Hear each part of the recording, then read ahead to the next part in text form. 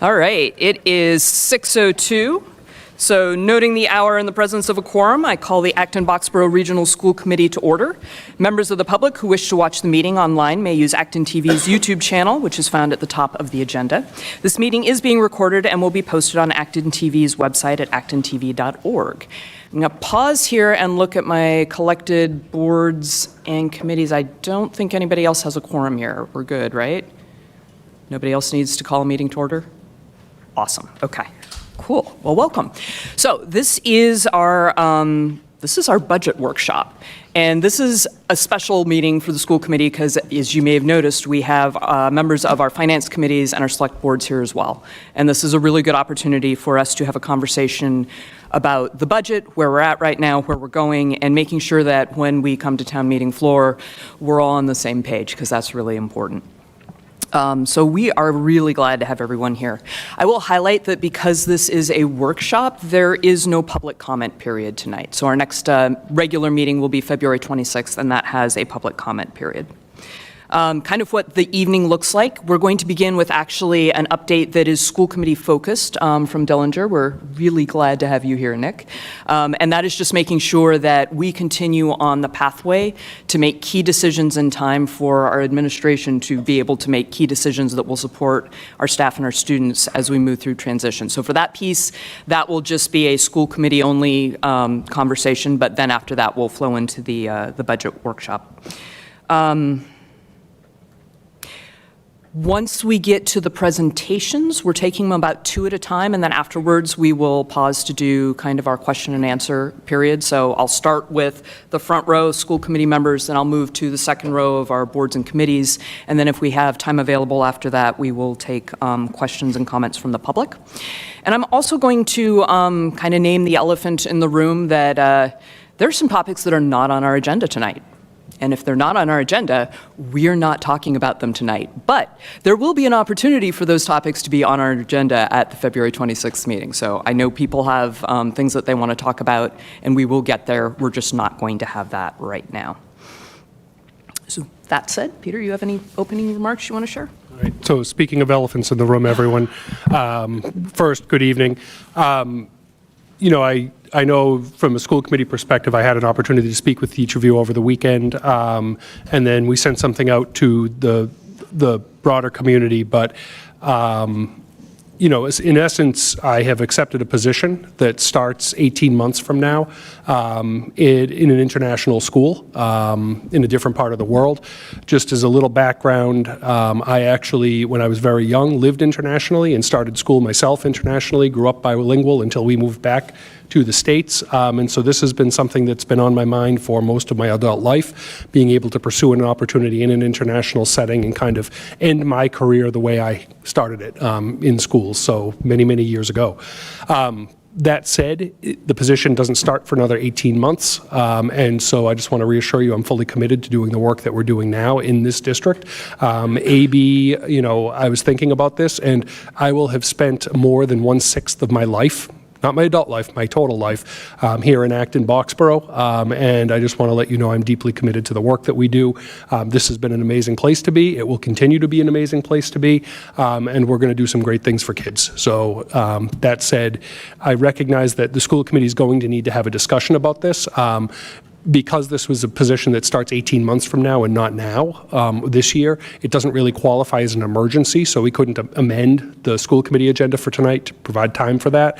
But we do have a discussion for you planned for your next school committee meeting on February 26th, so you actually have an opportunity to have, a discussion about what this means, next steps, and start to talk about what that means looking forward. So I just want to thank all of you. Very much appreciate all of your support, and just again reassure you I'm deeply committed to doing the work here, and so let's get to work.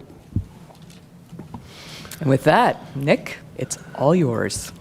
So maybe I should introduce Nick Celentano, who is our lead from Dillinger RAD that is going to work with us on developing our geographic zones. And in case you missed the conversations that we've had earlier, one of the reasons that we were really glad that you followed up with our request for proposal was because Nick actually got to speak to us early on when we were thinking about our strategic planning and those first steps. So Dillinger's familiar with our district. They were ready to jump in, and thankfully, you're on it, and we're moving, so let's go for it.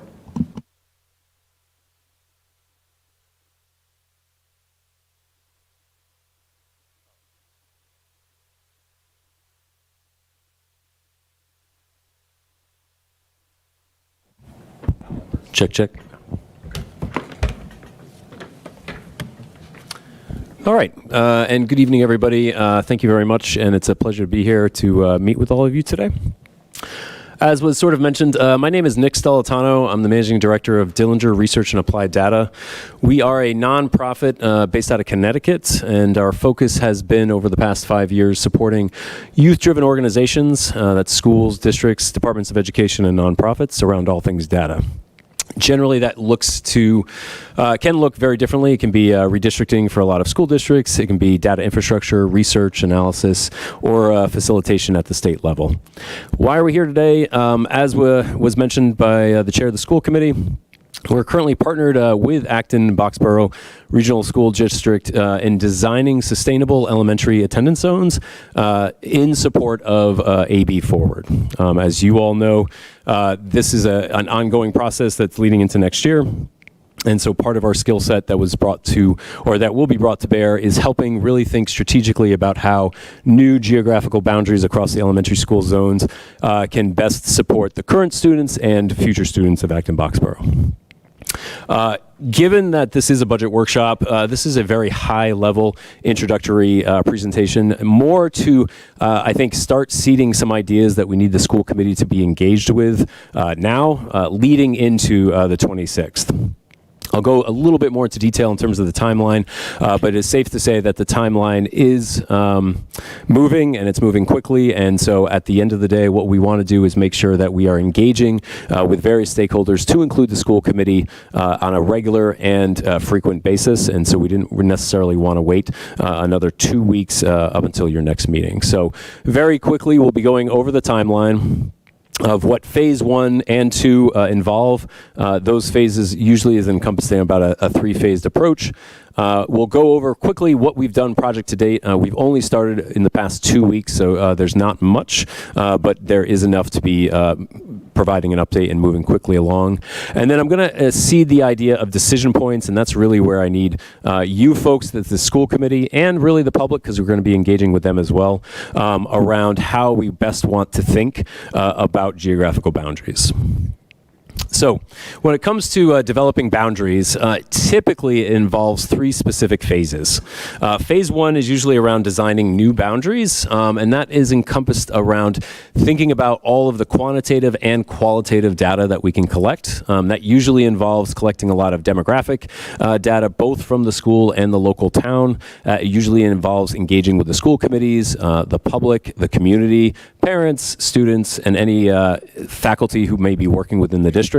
And it's really trying to aggregate that to basically understand both from a trend perspective in terms of what's been happening and what we project will happen.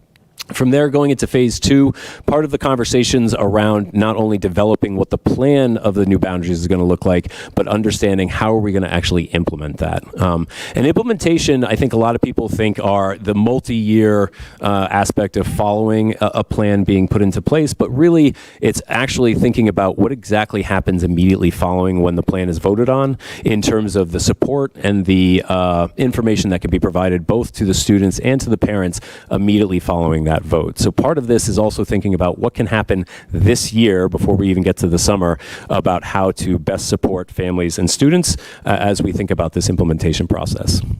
Finally, phase 3 is the actual implementation, and that is, again, starting immediately following the vote, when the district can help start thinking about how best to support students and families. It's important to note our focus really, given our timeline and given our project scope, is really focusing on phase 1 and phase 2 in terms of the conversations, the analysis, and the facilitative support that we're going to be providing. Phase 3 is not within our scope, but obviously will be something that we're setting the district up for as we move through this process. So to that effect, I really do want to detail out some specifics around Phase 1 and Phase 2. First off, it was important to note we were sort of engaged with the district, or engaging with the district previously to the January, I believe, 22nd vote. Once that actually took place, we reached out to the district and a contract was finalized. So it's important to note that no work actually had started until that school committee vote had taken place. From there, just this past Monday, February 3rd, we had the opportunity to sit in on one of the parent webinars where we did a very similar presentation just to, again, start to engage the community, start to receive some of the questions and answer questions, receive some feedback, and sort of start that process. February 9th, that's where we are right now, is the initial introductions to the school committee. And then over the next 2 weeks, I know school vacation is coming through, and so essentially leading up until February 26th, myself and my colleague Katie will be providing, or will be conducting, a lot of the quantitative analysis. We feel good. We have just about all of the information for the past 5 to 10 years that we need to start really analyzing, like I had said before, trends that we're seeing within the school, trends that we're seeing across Acton and Boxborough, and trying to get a sense of overall population densities, layouts, and overall trends that we're seeing across the board. So from there, on February 26th, we are hoping to come back to the school committee with an initial set of scenarios. I know that seems rather quick, but at the end of the day, part of this process is really engaging not only the school committee, but also the community around various scenarios in which to get a sense of what is resonating, what's working, what's not working, so that we can continually iterate across those scenarios.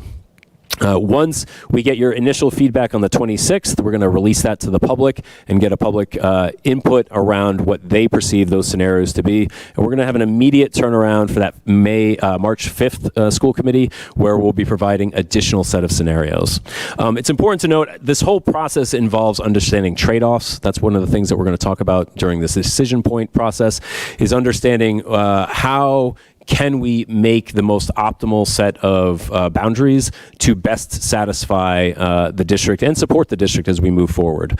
Part of how we define what is optimal is all going to be input that we receive from the school committee and the public as we move forward.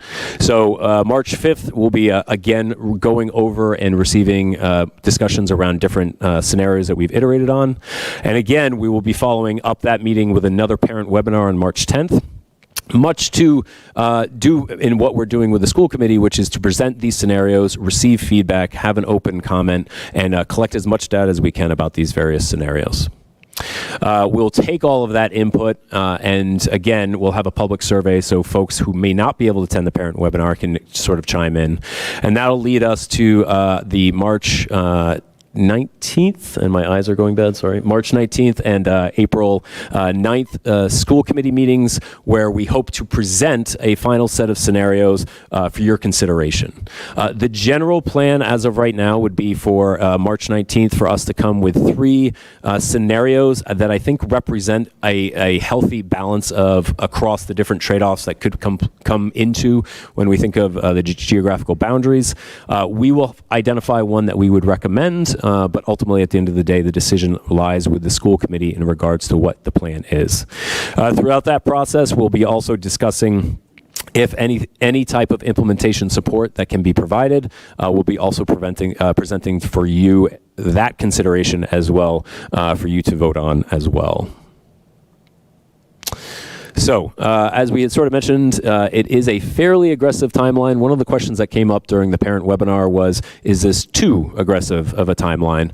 And the way I sort of identified it was part of the key aspects of what I think make for a good process is making sure that we have time, 1, to engage with the school committee, but 2, to engage with the community and receive feedback.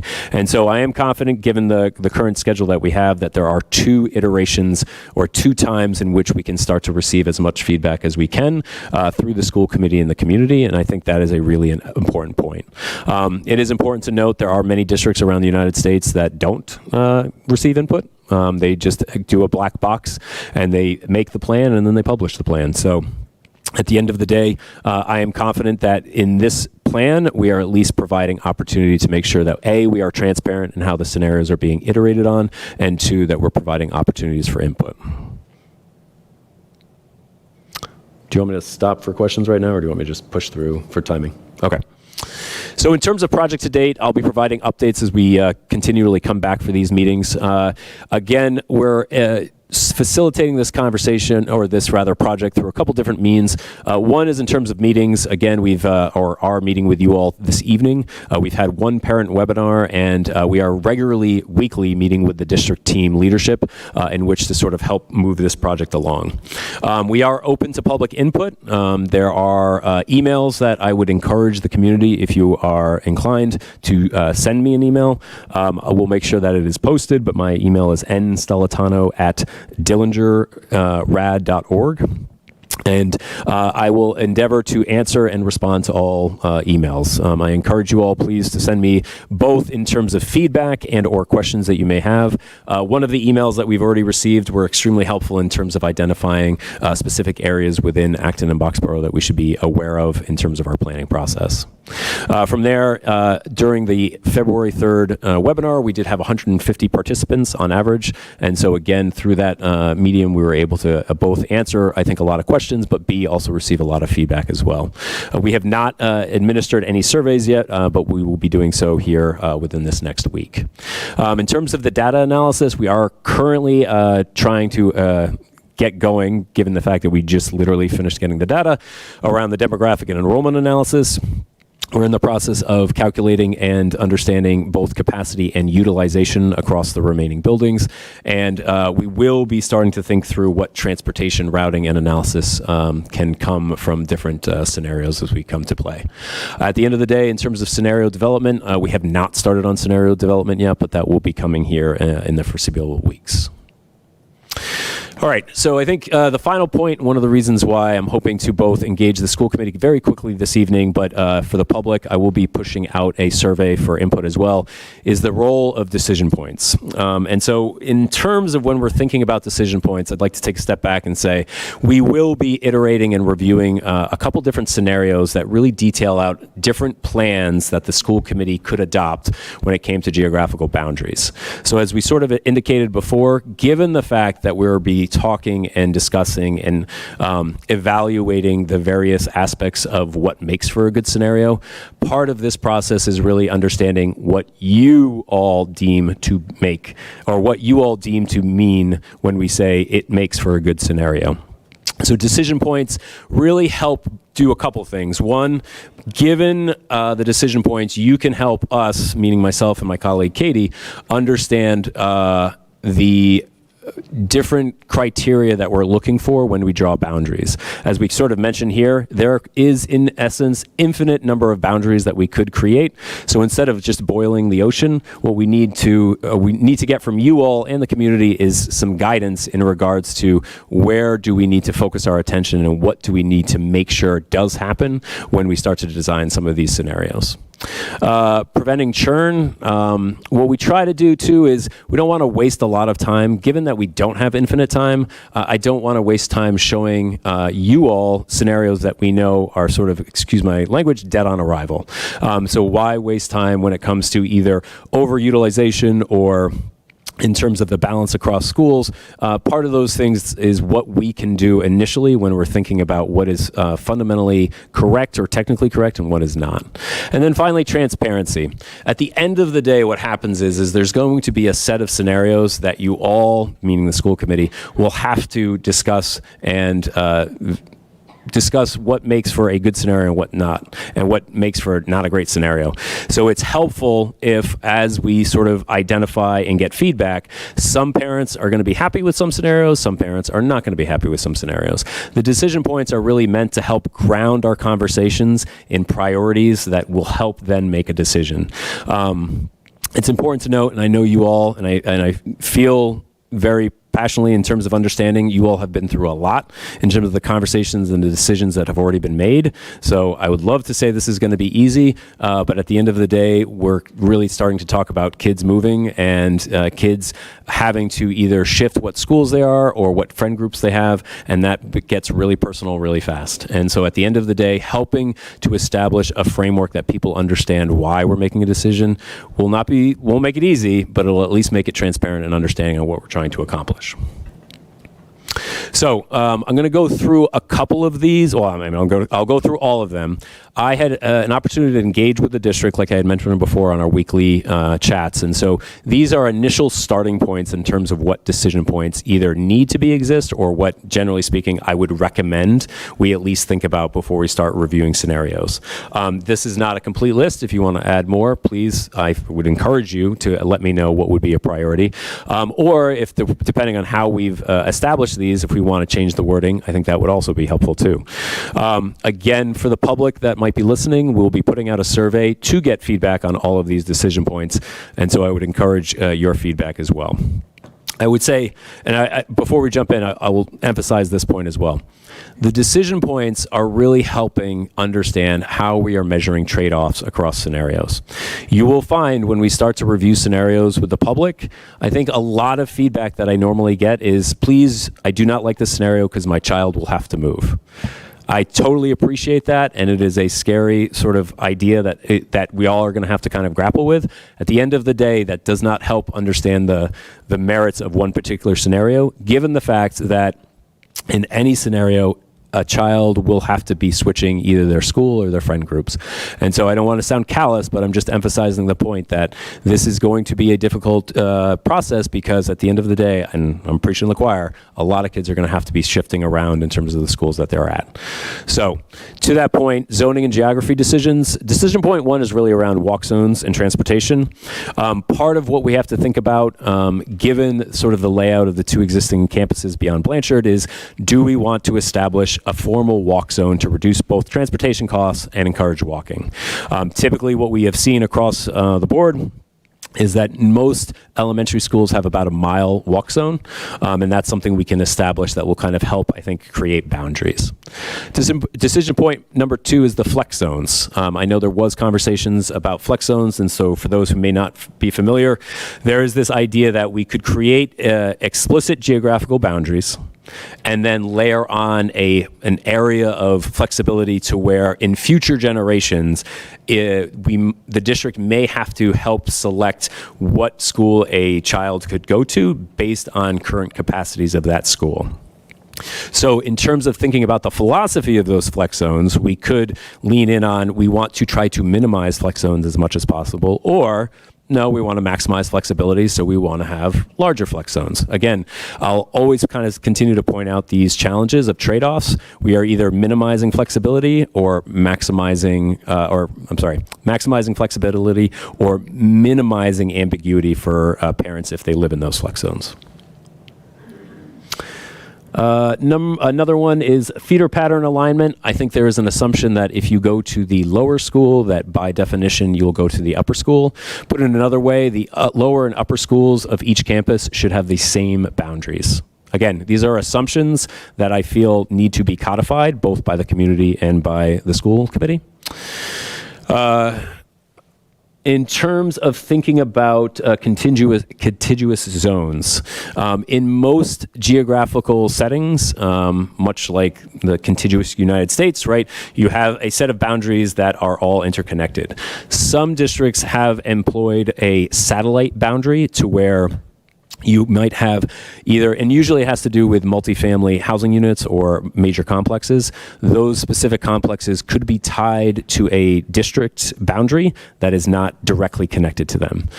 It does help in terms of providing balance across various boundaries, but it is a choice or a decision that needs to be made by the school committee that we either, again, we can sort of debate on how you want to say this, minimize satellite boundaries, have no satellite boundaries, or can employ satellite boundaries if it does something to support either the demographic balance or the overall, I would say, health of the district.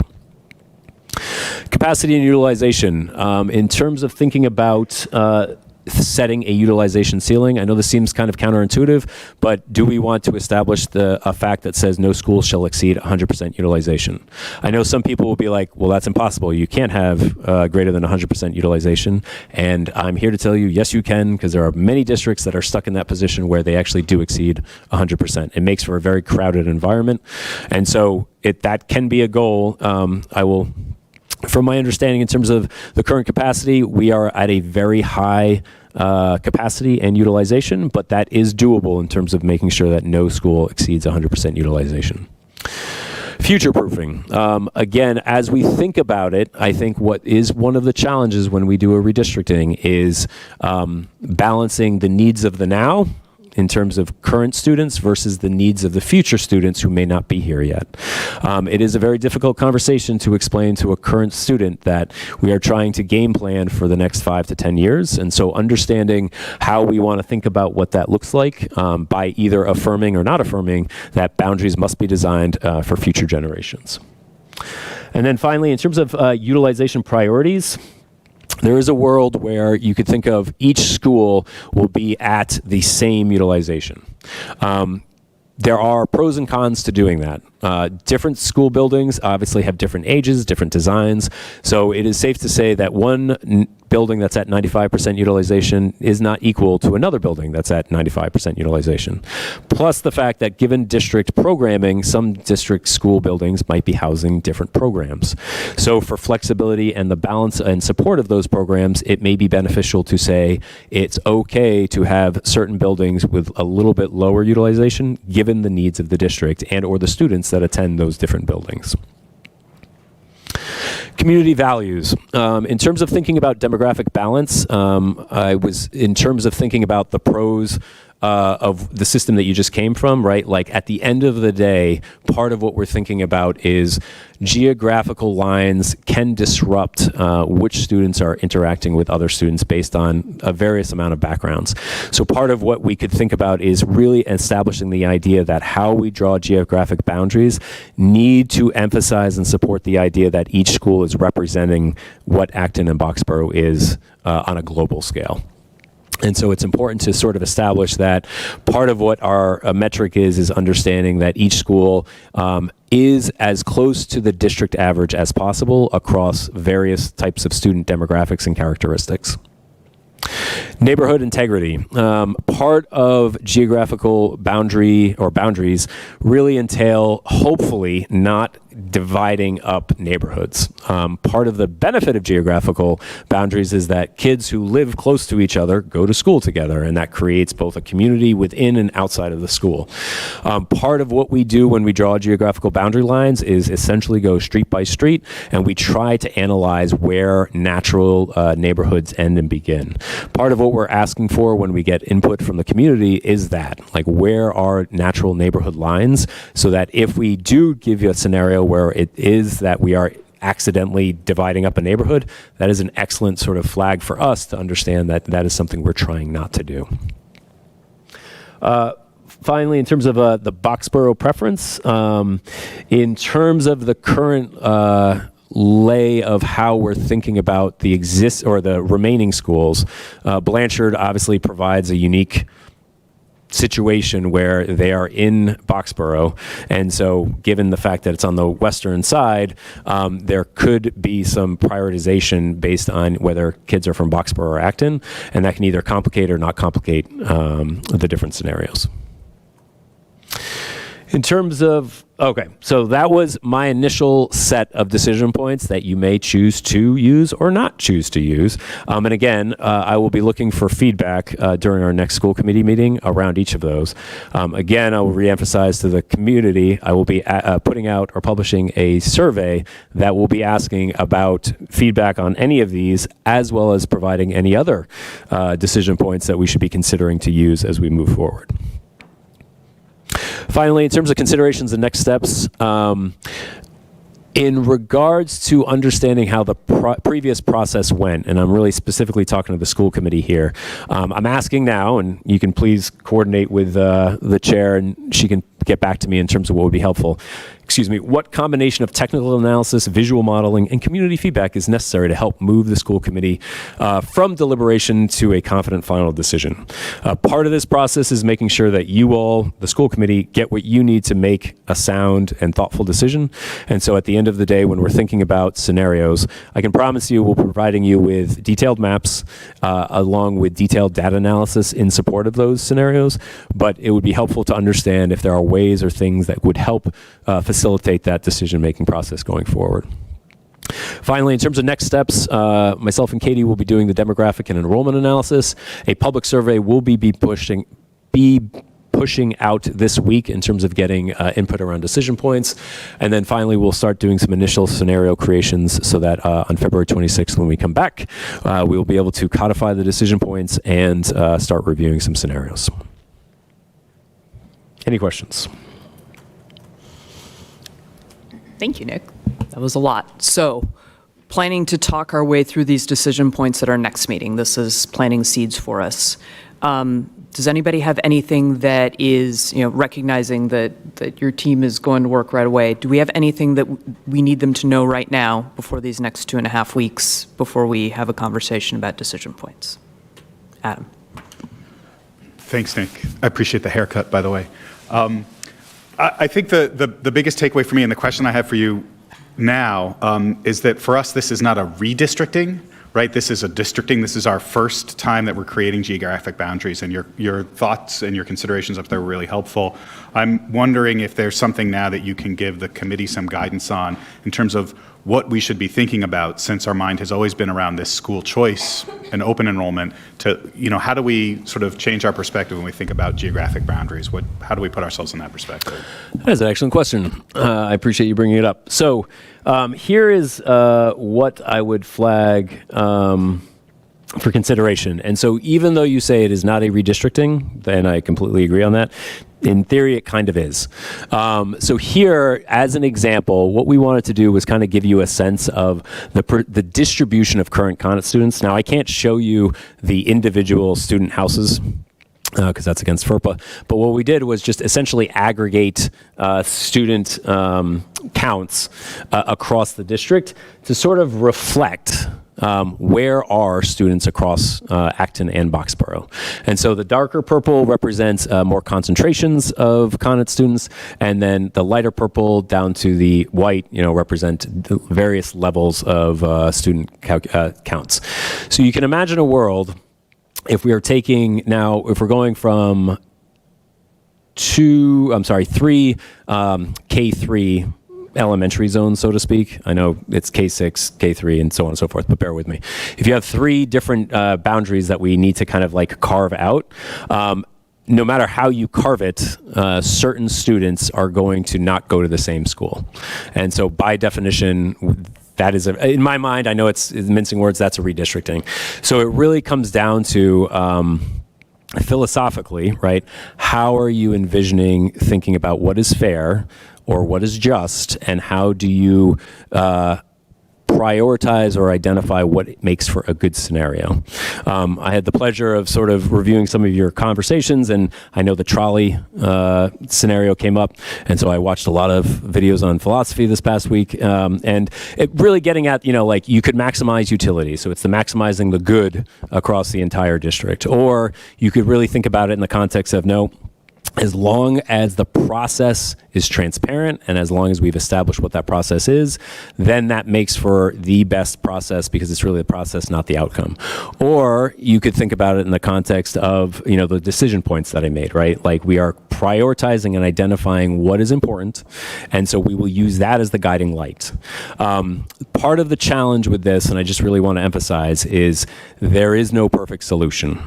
You will always have to give up something to get something, and it is a very, I think, frustrated process because you want the perfect solution, and what the perfect solution, whether it's across time whether it's comparing various student demographics to transportation times, or whether it's about utilization or whatever the case may be.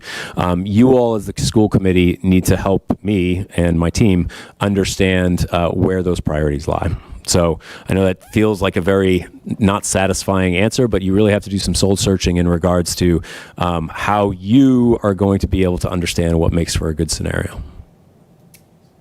Hope that helps. Absolutely.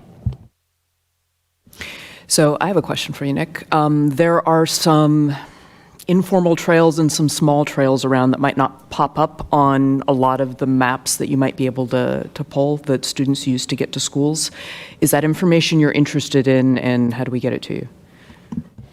Yes, that is absolutely of interest. So walking. So historically, when I've done redistricting, a lot of the decision points that come up are kind of what I reviewed. Walking is usually a really big topic of consideration. I know not necessarily for this district at the moment, given the fact that it has been a school choice, but those types of activities where it's the student experience, which is really important, does come up. So one of the things that, or one of the tools that we'll be pushing out for the community is an interactive web app, which basically will highlight for you all the current, it'll basically be a map like this, which you'll be able to zoom all the way down to school level, and it will allow you to draw boundaries across the map. And within that boundary, you can provide us with important notes, context, or whatever the case may be.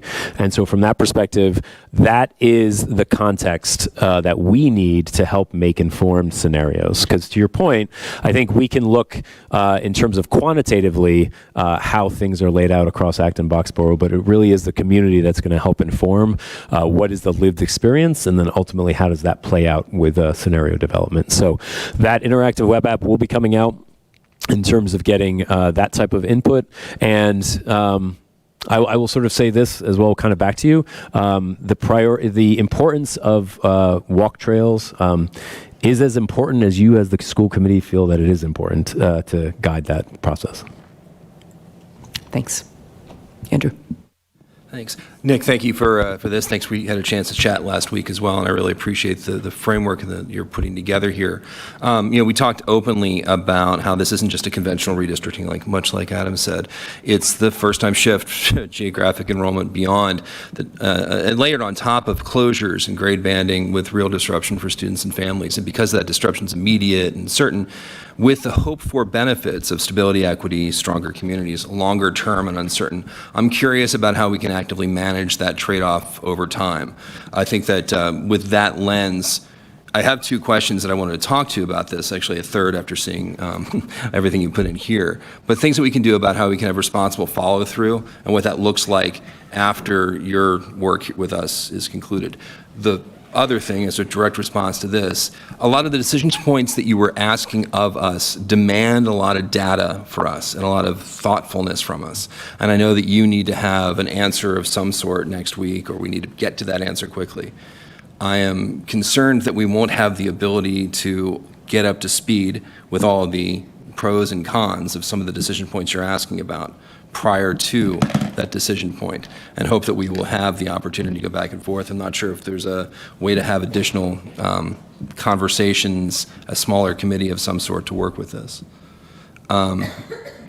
Having a way to be able to work and be able to share information, I'm not sure if it's through AB Forward website or something, could be helpful, because I know we don't want to go run afoul of open meeting laws. But based on your experience, knowing you're going to be out of this late spring, what are some of the most common impacts that this type of shift comes with, and that only become visible 1 or 2 or 3 years after they start? What are the things we need to keep in mind, not only knowing they'll be happening 2 or 3 years from now, but try to forestall them up front? What are some of the things that we can keep in mind? So a couple things. In terms of the timeline and the decision points, basically the decision points, the things I'm concerned with is missing some decision points, right? And so I would encourage anybody to email me and provide me with guidance in regards to how we want to be thinking about the decision points. When we present the scenarios on the 26th, even though we will have not quote unquote finalized the decision points, I know enough to know that the decision points in their current form will provide a good starting point. And really it comes down to those decision points exist whether they are important or not. And so really it comes down to prioritization. So I'll be able to give you essentially a sense across the decision points where we stand from a quantitative standpoint. And you'll be able to sort of then use that as you will to say, yep, that is important or that is not important. In regards to 2-3 years down the line, I mean, I think there's a couple things that we have to think about. One, the concept of the plan, one, in concept of the implementation. In terms of thinking just strictly about the plan, there are two areas in terms of decision points that will sort of immediately sort of affect that. One is the flex zones and one is the satellite boundaries. At the end of the day, given your current trend within Acton and Boxborough, your overall enrollment is slightly decreasing, which is good. Normally I don't ever say that in terms of a district, but given the fact that you are getting to a state where your 5 schools are going to be almost at capacity, you are going to want a little bit of a breathing room. But to do that, or to really help support that, you're going to want as much flexibility as possible. And so that's really empowering the district to be able to, I would say, balance out the enrollments, whether it's from either satellite boundaries where we know certain areas are growing or decreasing, and then 2, those flex zones that will help move students from one school building to another. And so what that looks like and how, again, kind of coming back to those decision points, is it fair and equitable and just? That is ultimately, at the end of the day, your decision point. In terms of thinking about the implementation, yeah, I think a lot of what we need to do right now is, especially hearing from the community, what they need, both from parents and students' perspective. I think a lot of I would say a big mistake that happens is assuming that the implementation doesn't happen until next fall.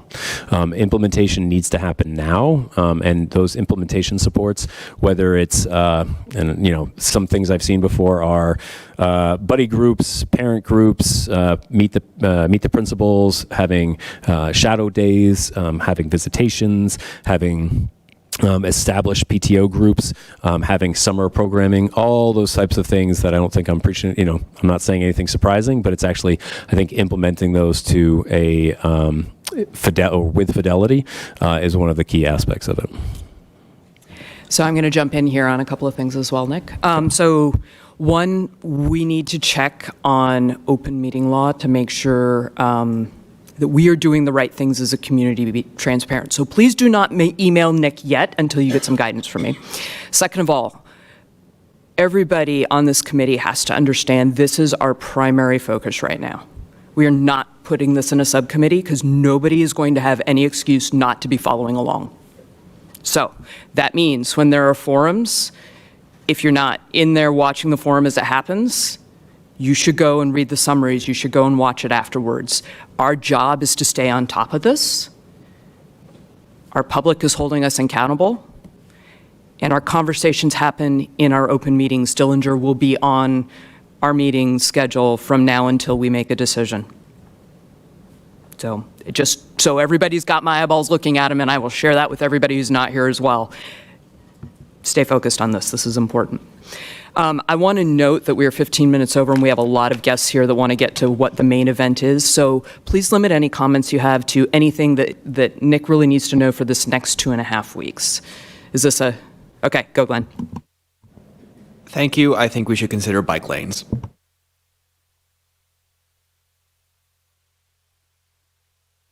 Okay, anything else? All right, awesome. Thank you, Nick. We really appreciate you being here. We know you had to fight some traffic to get up here, and Nope, it means a thank lot you. to have you here. No, thank you very much. Appreciate it. All right, with that, we are on for our budget overview. All right, Peter. All right, so, you know, obviously the intent of that presentation wasn't to have a long conversation tonight, but what we wanted to do, knowing that it was a significant conversation ahead of you, was to orient you to what the next conversation is, and then give you a couple of weeks to begin thinking about some of those key decision points. We will get the slides out to you so you can be thinking about some of the decisions along the way before you have to actually have a dialogue about that at the next meeting. So the main purpose of tonight was to present our FY27 budget in a little bit more detail with you in a workshop format. So this is very much a back and forth question and answer. I want to thank the members of our finance committees and select boards for being with us tonight, as well as members of the public who have come. I want to thank members of our leadership team who, took the night out to be with us tonight. So thank you very much to everyone for doing this. And hopefully, as we go through the night, we will do a series of presentations. And after every couple of presentations, we'll pause for the opportunity to ask some questions and be able to clarify for you anything that comes up. So I want to just take a moment, and we've been zooming in on the AB Forward process, and obviously the first part of this meeting was very much a zoom in just on the creation of geographic zones, but if we can zoom out about 3 or 4 levels from that for a couple of minutes, what I want to do is actually talk about what AB Forward was. AB Forward was not just a process of reorganizing schools. AB Forward was actually the next strategic plan of the school district. And as part of that process, we actually recommitted to a mission, vision, and set of values. These are largely unchanged, but our mission statement is to provide high-quality, inclusive educational opportunities that inspire a community of learners. And we added the word inclusive with a lot of intention through that process. Our vision is to be engaged, well-balanced learners through collaborative, caring relationships, and we recommitted to the core values that have been ours for the better part of 9 years now of wellness, equity, and engagement. These, I'm going to choose members of the audience to read the small text for me. But I do want to just share, we spent a significant amount of time, and we had over 2,500 community members last year participate in a process of identifying the skills, knowledge, and habits of mind that we wanted Acton-Boxborough graduates to have as they progressed from pre-kindergarten all the way through high school graduation and sometimes beyond graduation. We wanted students to be effective communicators, which means that they can listen actively and build understanding, can engage in conversations with others about a broad range of topics, and can convey ideas in multiple ways for a variety of audiences and purposes. We wanted them to be adaptable. They can demonstrate physical and mental wellness by developing self-confidence and self-awareness through understanding strengths, passions, emotions, and needs, can take healthy risks and use setbacks as opportunities for growth, and can show resilience by adjusting to changing circumstances and persevering toward goals despite challenges. We want them to be collaborators who seek diverse perspectives to broaden and deepen their understanding, can demonstrate empathy by respecting the feelings and experiences of others, and can work with others to contribute to collective goals. We want them to be intellectually curious.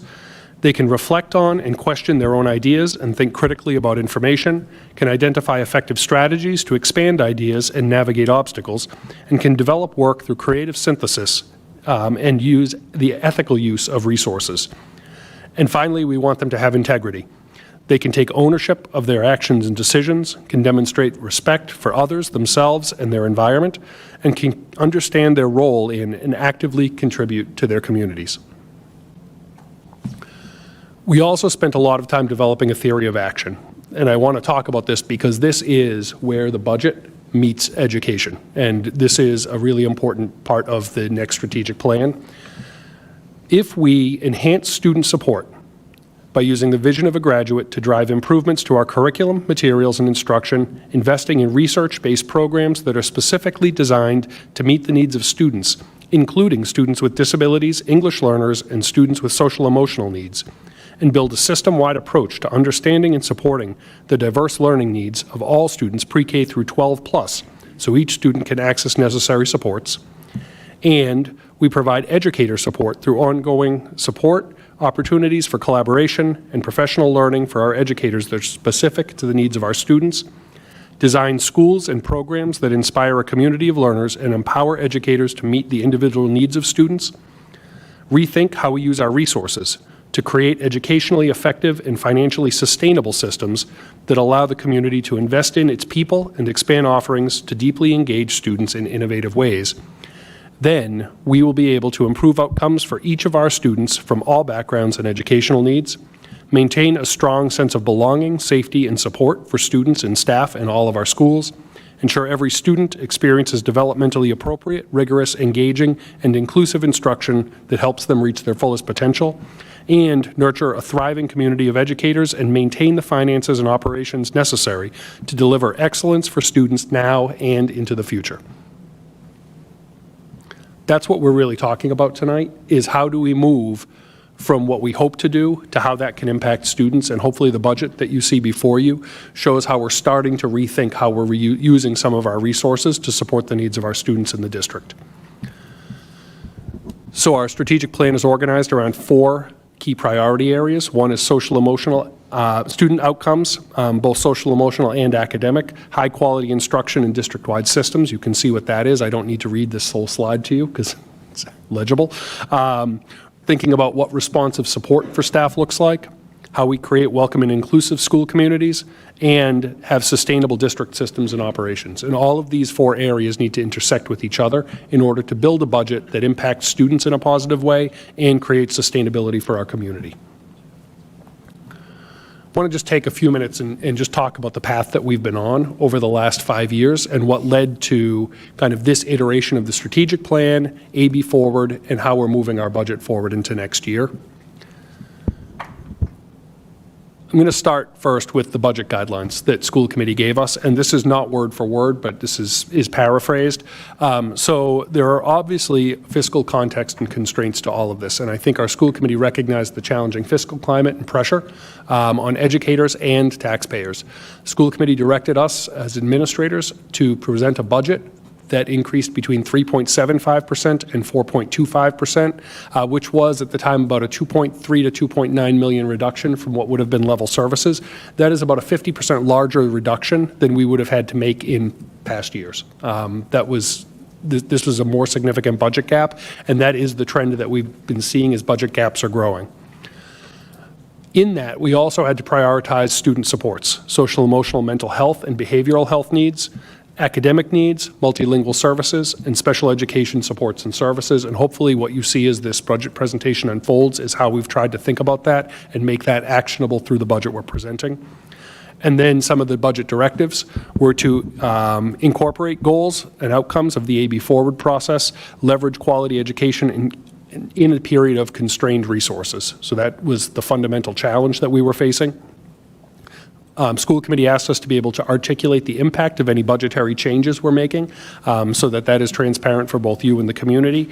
Think about capital funding and facilities, not only the immediate needs of the district, but also what are the long-term needs that our district is facing.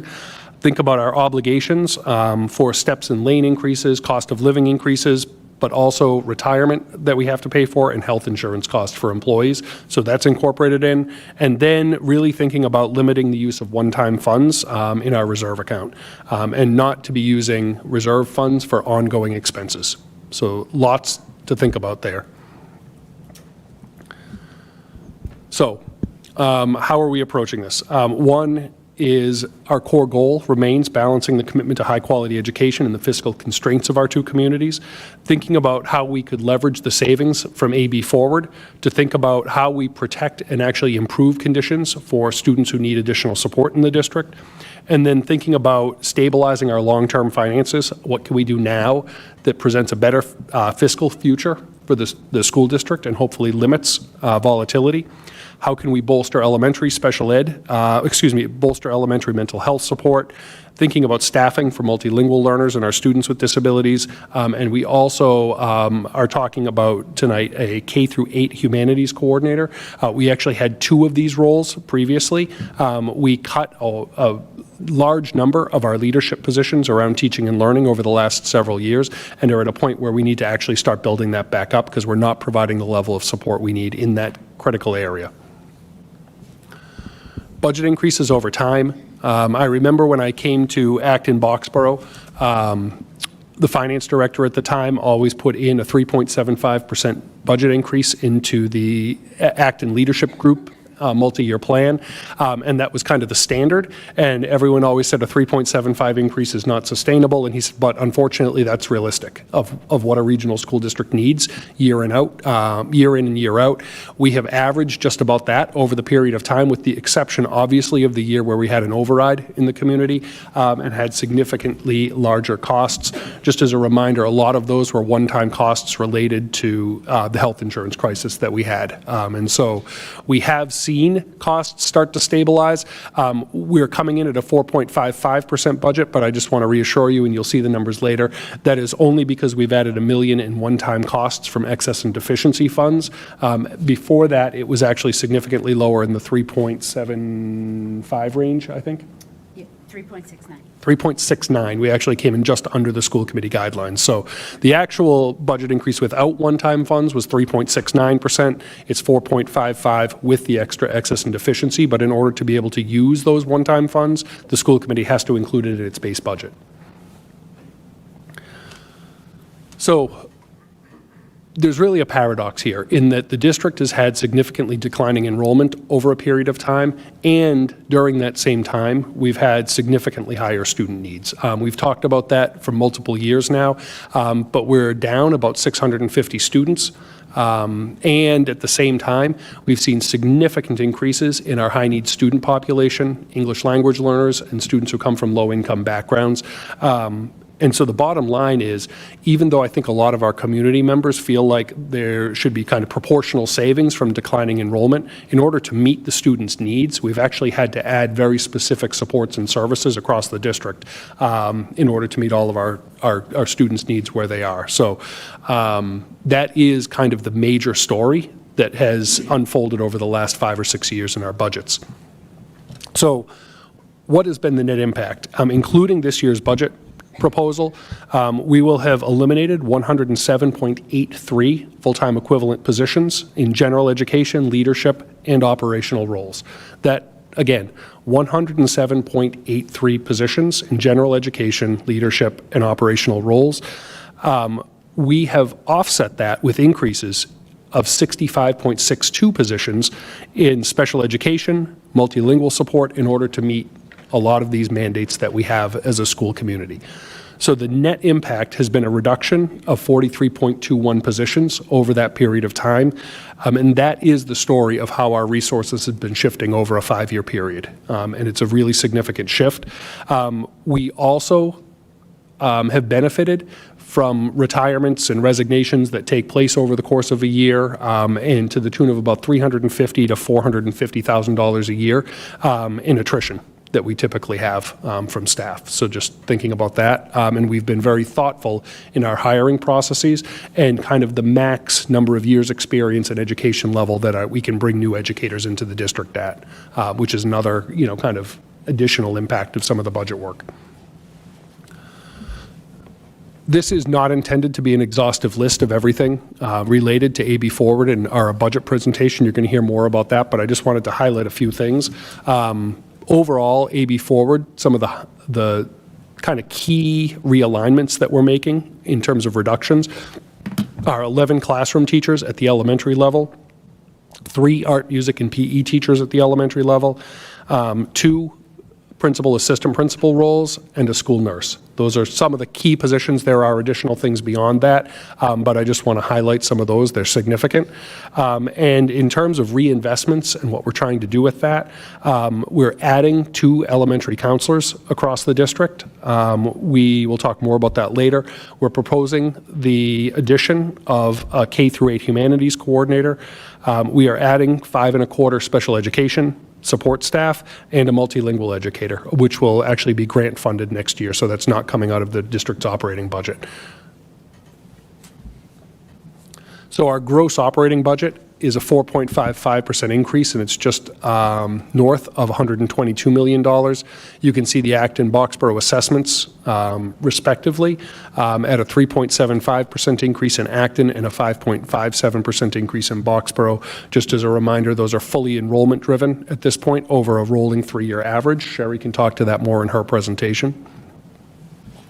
And I just want to give a warning to all of us in the room here about sustainability in school funding. The only reason we were able to get to the 4.55% increase, and again, it was 3.69 without the one-time funds, was through massive restructuring of the school district. We currently are still projecting, and Sheri will talk to this, increases of 5.25% to 5.5% a year over the next 3 years, unless something changes significantly in our operating expenses on an annual basis. The current funding at the state level formula, it fails to account for inflation, and it fails to account for the needs of our students that we're serving every day. And unless we get some kind of legislative relief at the state level, and I am not hopeful that any legislative relief that would be enacted at the state level would have any positive effect on Acton and Boxborough. I actually am more concerned that any legislative relief at the state level could have a negative impact on us. Or unless there's a change in local revenue increases, and I think you all know what that means between the lines, we will continue to face a lot of challenges in terms of our finances, and that would be in the form of ongoing staffing reductions. Most of our budget is tied up in our staff. We are not a capital organization. We don't have, assets and liabilities the same way large corporations do. We can't just sell off large parts of our business to others in order to cut, services that we provide. But what we do is really a staffing type of a business. So I just say this as a cautionary tale, not to try and, raise anxiety, but there is a reality that we got to the budget we did through massive restructuring. And that is not going to be an option for us moving forward. And so we're going to have to figure out what the next steps are to get to a more sustainable solution. Overall, the timeline ahead, we're coming back on March 5th to a public budget hearing. That is an opportunity for members of the community to share feedback with school committee. Before the school committee takes its final budget vote on the 19th, then we have Acton and town meetings respectively coming up as well. So I'm going to turn this over to Sheri. She's going to go through the finance presentation, and then we'll come back for any questions or comments. Just right, but. Yep. So some of this might be a little bit repetitive to what Peter just said, but so if you look at our budget at a glance, we're presenting tonight the total recommended budget of $122,349,388, which is a 4.55. This number does not change the assessment amount that was presented on the 22nd during the superintendent's preliminary budget. It proposes a 3.75% increase in assessments for Acton and a 5.57% increase for Boxborough. And our primary cost drivers that you'll learn about is the health insurance rates, budgeted at 14.4% increase, and our special education tuitions, which is budgeted at 16.909. This is a 5-year history of where we stood in all of our budgets and assessments. And as Peter mentioned previously, FY25 kind of sticks out because that was the year of the override, and that was the year that we had the health insurance crisis. But FY27 shows the 2 assessments that we'll need. Financial overview, this just breaks down the operating budget compared to the capital budget. So we have a 4.68% change for the operating budget, and our capital, which is our capital improvement, which is within our general fund, and the debt payments we have to make, that's a 1.85% increase, which overall brings us to a $5.3 million increase and 4.55%. And what you can see at the bottom is our state aid, and this is something that Peter just alluded to. Our revenues are only going up 1.96% with the state aid that we get, and then the other revenue that we have, that equals a total of $21.78 million. I know that these are very small, and they will be posted on the website tomorrow, but the next 2 pages breaks down character codes, and it breaks down each one of the salaries, and this does look different than what was presented on the 22nd. On the 22nd, when we had our preliminary budget, there were certain things that we didn't know. There's positions and there's people attached to positions that are going to be leaving, as you saw some of the subtractions we're going to have. I didn't have all that information, so even just line number 2, salaries principals. I understand on the 22nd that looked like an increase. We didn't have the information we needed in order to change that at the time, but now it has been changed. And you can see on the bottom that it balances out to the 122, 349, 388, and that very bottom line that says other, that is the $1 million that Peter mentioned that is going to be coming from E&D that will be helping with some of the transition costs that we're going to have. This kind of breaks down our cost drivers. So we start off with our FY26 budget, and you can see the health insurance. This number has also changed since the 22nd. When we first met, when Andrew and I first met with Maya, they advised us to have an 18% increase. Since that time, we have spoken to them. They have not finalized their numbers yet, but they said, worst case scenario, it's going to be 14.4%, so we were able to reduce it to the 14.4. The net special education tuitions, they're going up $755,000. The Operation Services Division, the OSD, sets the rates, and they've set the rate for next year at 3.04%, but there are many institutions, and some of which we have students at, that have put in for changes that go above the 3.04%. Our county retirement, we've received our numbers from Middlesex County, so we know that that's a solid number. And then our debt service payments are going up $114,000. These are all fixed costs. These are not costs that we can play with. The only one that might be fluid right now, like we said, is health insurance, and we should find out within the next 2 weeks what our health insurance rates are going to actually be. This just reiterates the special education, that it is going up 16.09%, and our out-of-district tuitions are $5.45 million, and that's after maximizing our circuit breaker of over $4 million to offset these costs. Again, the 3.04% is the OSD rate that they've created, and our transportation assessment from CASE did help us to offset it, and that is decreasing by $129,000. This just also kind of reiterates what Peter said, that where we need to reinvest our needs with our mental health support, our multilingual staffing, and our special education mandates. The reductions that Andrew will go over when we get to the personnel section is mainly due to the elementary reorganization and looking at class sizes, and he'll talk about the FTE reductions. The total personnel cost is going up 2.96%, which is significantly lower than the overall budget increase of the 4.55. One of the ways that we're trying to help with the cost mitigation of the increase is we are reducing our OPEB strategy. In the past, for the last, I'm not sure how many years, we've set a 6.5% increase between the Middlesex County retirement and the OPEB. This year, we're actually reducing the annual contribution to OPEB by $553,000, a little higher than that. And it's our strategic trade-off to manage some of the immediate assessment pressure that we've had. Regional transportation, I'm being a little conservative at 80%, because last year, the governor's budget was actually higher than what the final budget was for transportation. So at this point, since we only have the governor's budget, I'm trying to be a little conservative to make sure that we don't oversell ourselves. However, I was able to level fund the McKinney-Vento and the foster care lines. And then again, Andrew can talk about the personnel piece. Our assessment methodology has been, since I've been here, at least in prior to, based on a 3-year enrollment average. So the total district budget is $122.3 million that we're presenting, minus the revenues of the 21.78, leaves us with the net assessment of 100.5.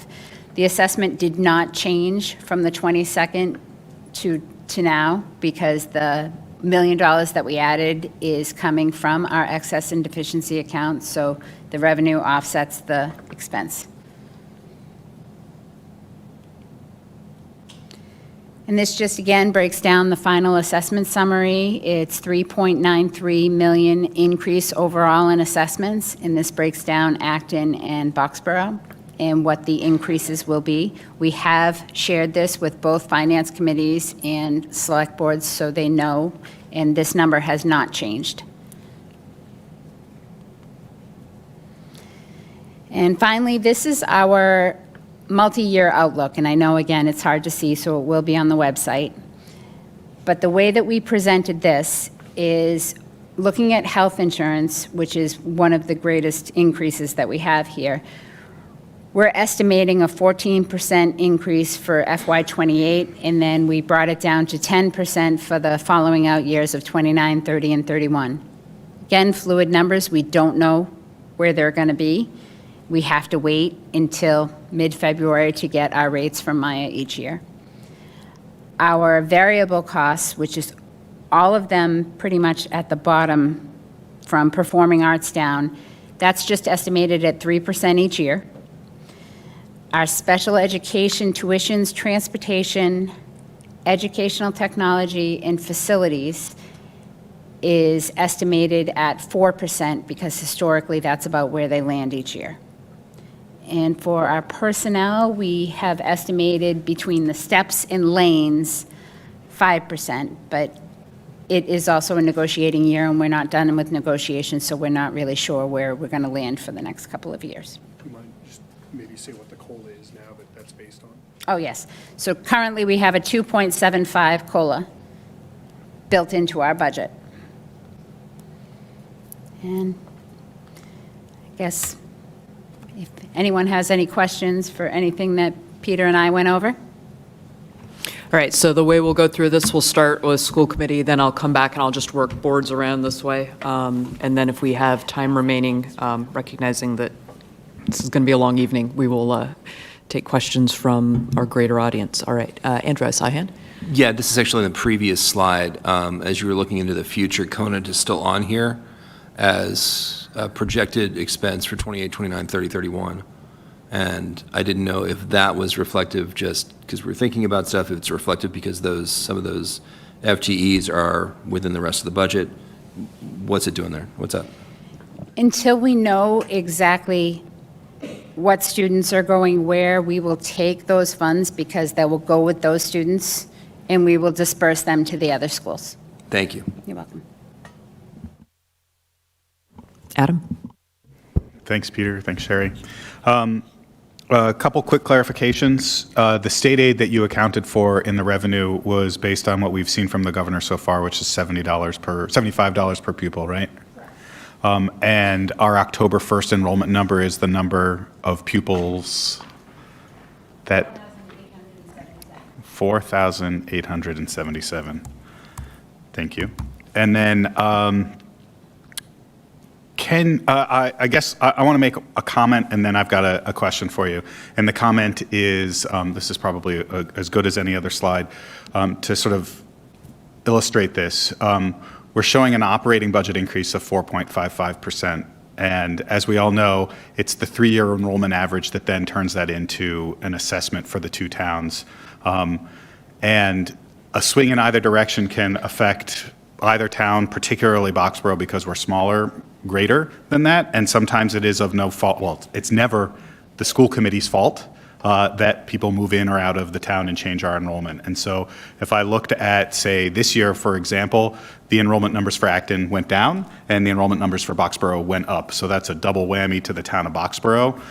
And so I think we just need to be really careful. And I appreciate the sort of the focus we've put on this year, that we're sharing what our operating budget increase is. And we recognize that what the towns pay are the assessments, but we have very little control over how those assessments roll out to the two towns other than what our operating budget is. And so I just want to be really clear that at some point, Acton could have a bump of students and Boxborough could have a decline. And while that may not dollar-wise affect Acton as much, again, that increase in assessment will go to Acton and it will adversely affect your 3-year model, just like Boxborough's 3-year model is a result of what our enrollments are for right now. And so I just think it's really important to highlight that when you're looking at the 2 assessments, 3.75 for the town of Acton and 5.57 for the town of Boxborough, that is more a function of enrollment than it is financial planning on the district side. And the 4.55 is the thing that we can control. So that was my comment. And then lastly, my question for you, since we've gotten this question a couple times, can you explain for us the difference between character codes and line items, particularly around character code 35, which is labeled as administrative supplies? Because I think there's a sort of a matrix between what is a line item budget item and what is the character code that it gets filed under.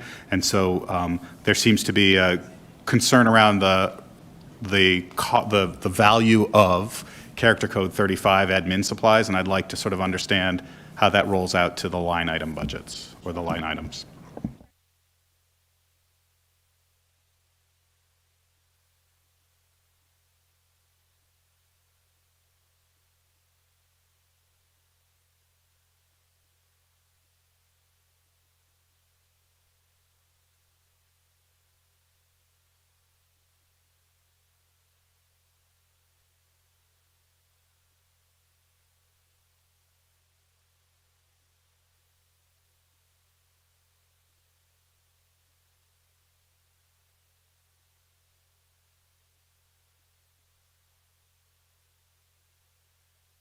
I'm not as worried about the jump as I am who gets to charge things to that. You know, is it just contracted services? Is it just central office administrative supplies? Are there other sort of parts of our operations that actually have costs that go into admin supplies?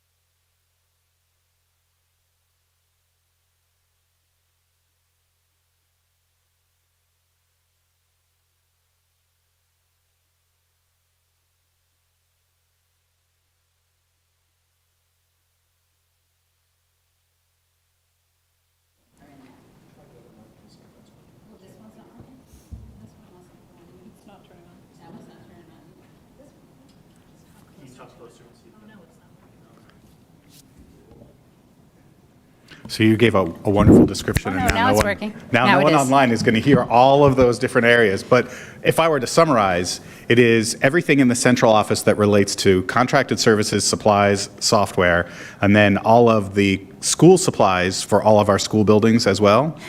The principal supplies. The principal supplies. Not necessarily the supplies for the classrooms. Okay. And technology department as well. And supplies is probably a misnomer because it's not supplies as in paper. It is. It is office supplies, but it's also contracted services, memberships, dues, and fees, professional services. So Great. I have to figure out why they listed that character code as supplies. Thank you. Glenn. So one thought I had that I feel is relevant and want to share is that with the focus on mental health in this budget, which I think is fantastic, I'm wondering if we can sort of feed two birds with one scone by the way we're implementing community building into the district-wide restructuring process, that we can also hopefully use that to community build for supporting mental health. There is one really cool Wall Street Journal article called, with the headline, "The Secret of Latino Teens' Better Mental Health. Despite greater economic challenges, children in Latino immigrant families have a key advantage for personal flourishing, strong families and communities." And I feel like that there's something we can learn here, that if we're able to sort of build the community that can sort of absorb the stresses of the system that will inevitably come, then I think that benefits the entire thing in mental well-being too. I mean, for me, I know that, yes, like some of the best things I do for my wellness is just like reading fiction, weightlifting, and potlucks with my friends. And that helps keep me sane. So I just feel like there's something in that element too that could be incorporated here. So that's my comment.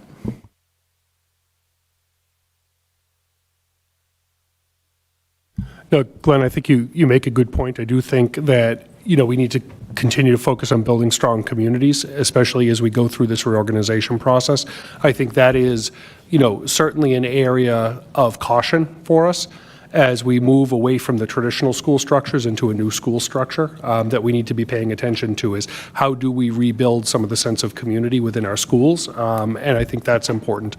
I will also share that, from a mental health perspective, the idea that it's not just direct services to students in terms of their own mental health has actually been a core component of the strategy we've had for a number of years now, both in our partnership with Cartwheel Care, where they not only provide services that are direct to students, but they've provided a lot of family supports, as well as kind of supports for our educators too, and thinking about kind of the mental health of adults and how that impacts students in our schools has been key. And then the same goes for when we expanded the services through Care Solace this spring, knowing we were headed into AB Forward, which is really the ability for anyone in our district, whether it's a parent, a student, or an educator, to be able to call and have a referral matched to their own health insurance, or if they don't have health insurance, there are still providers available that can partner with the family, student, educator to make sure that we're thinking just beyond the immediate needs of the students we see, because it is part of an ecosystem. Lisa. I'm going to ask a question that I think a lot of the public might end up having was back when we were thinking that there might be an 18% increase in health insurance, and we had that preliminary budget estimate of a 3.69% increase prior to adding the 1 million. And now that's great news, 14%, that's obviously better, but because that amount hasn't dropped, I know the public will be wondering if some of that money from that percent change being lowered went back into some of those staffing positions that we talked about, if that's kind of where that went, because I just, people might wonder, and I thought I'd ask that question. Yeah, I think, one of the challenges when you build a district-wide budget is there are levers that shift over time in every direction. And so, I think having that flexibility from health insurance certainly allowed us to think about kind of the supplemental supports in terms of counseling, some of the other positions that we've proposed to be able to offset some of the additional costs of special education. It's never a one-for-one, because ultimately, in the end, there's one pot of revenue and one pot of expenses. But I think absolutely the flexibility we received in health insurance had a significant impact on our ability to actually think about what we would do to better support our students in the new structure. All right, looks like we've gone through the school committee. I'll move back to the next row, starting on the Acton FinCom end of things. Thanks. Mike, I'm just going to ask one question, then I'll let the team here ask another one. Since one of the primary drivers of all of these forecasts is enrollment, on one of the paradox slide showed a decrease of 653 students.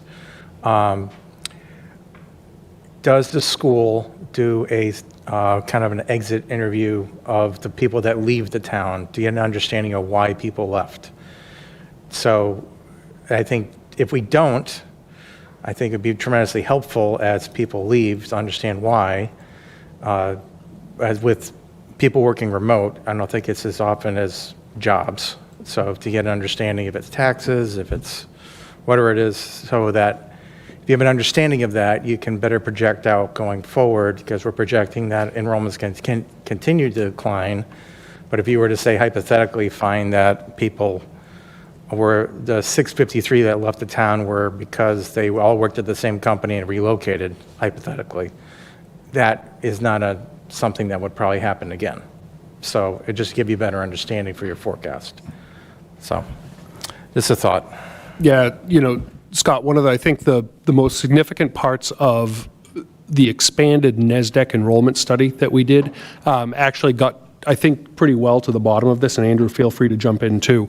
But they said, especially in terms of Acton, it maybe not quite as pronounced in Boxborough, but definitely in Acton, the biggest driver of the decline in enrollment has been students aging out of the system and a lack of housing turnover, because seniors are staying in their houses longer than they ever have before, because services and supports for seniors to do that have actually expanded. And so we're not seeing the same type of housing turnover that the community had generationally. So I believe that was the single biggest driver, as well as low birth rates, which is probably something that we're not going to solve either.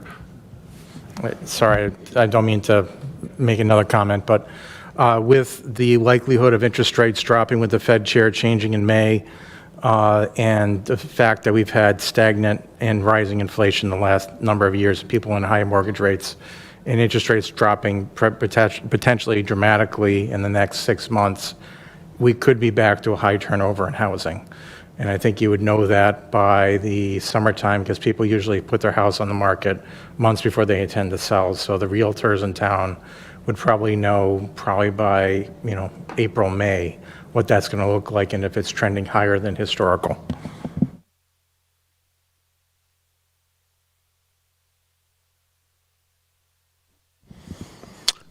As one of the seniors who hasn't moved out of town, I guess I'm a case study. But one of the numbers I wanted to follow up with is one that we talked about a year ago.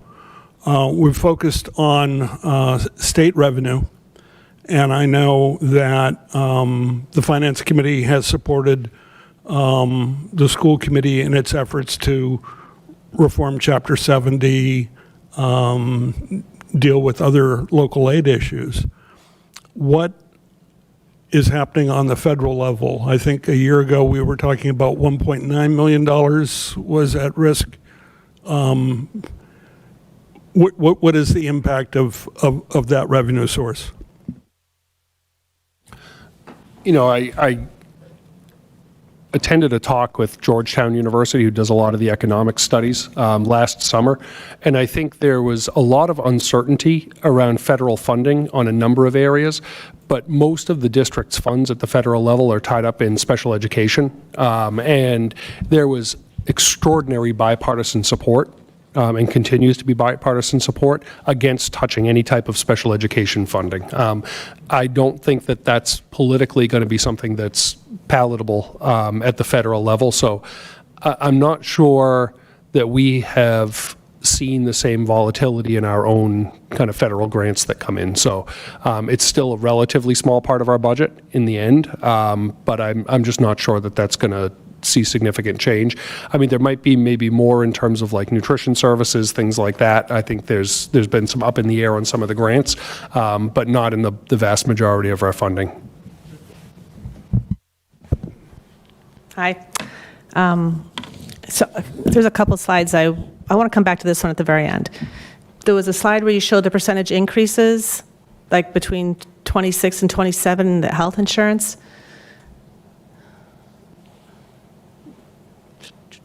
Can't remember where it was.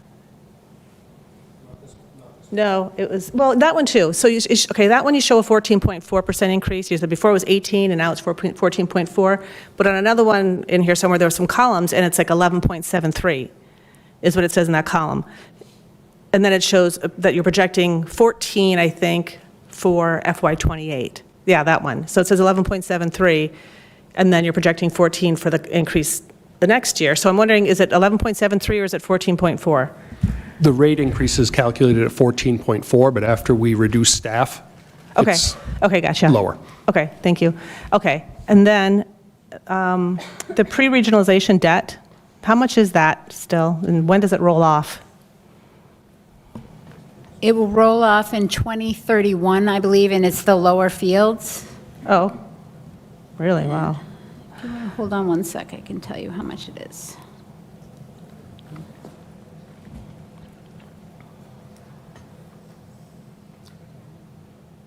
So for FY '27, it's $108,000.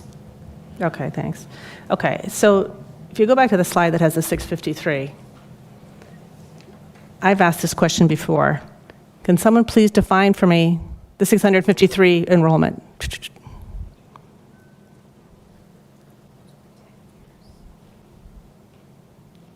There you go. There you go. Thank you. Can someone please define for me what is level services?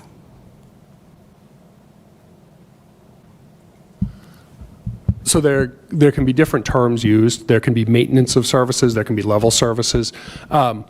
Level services implies that regardless of changes in student population, you provide the exact same services from one year to the next.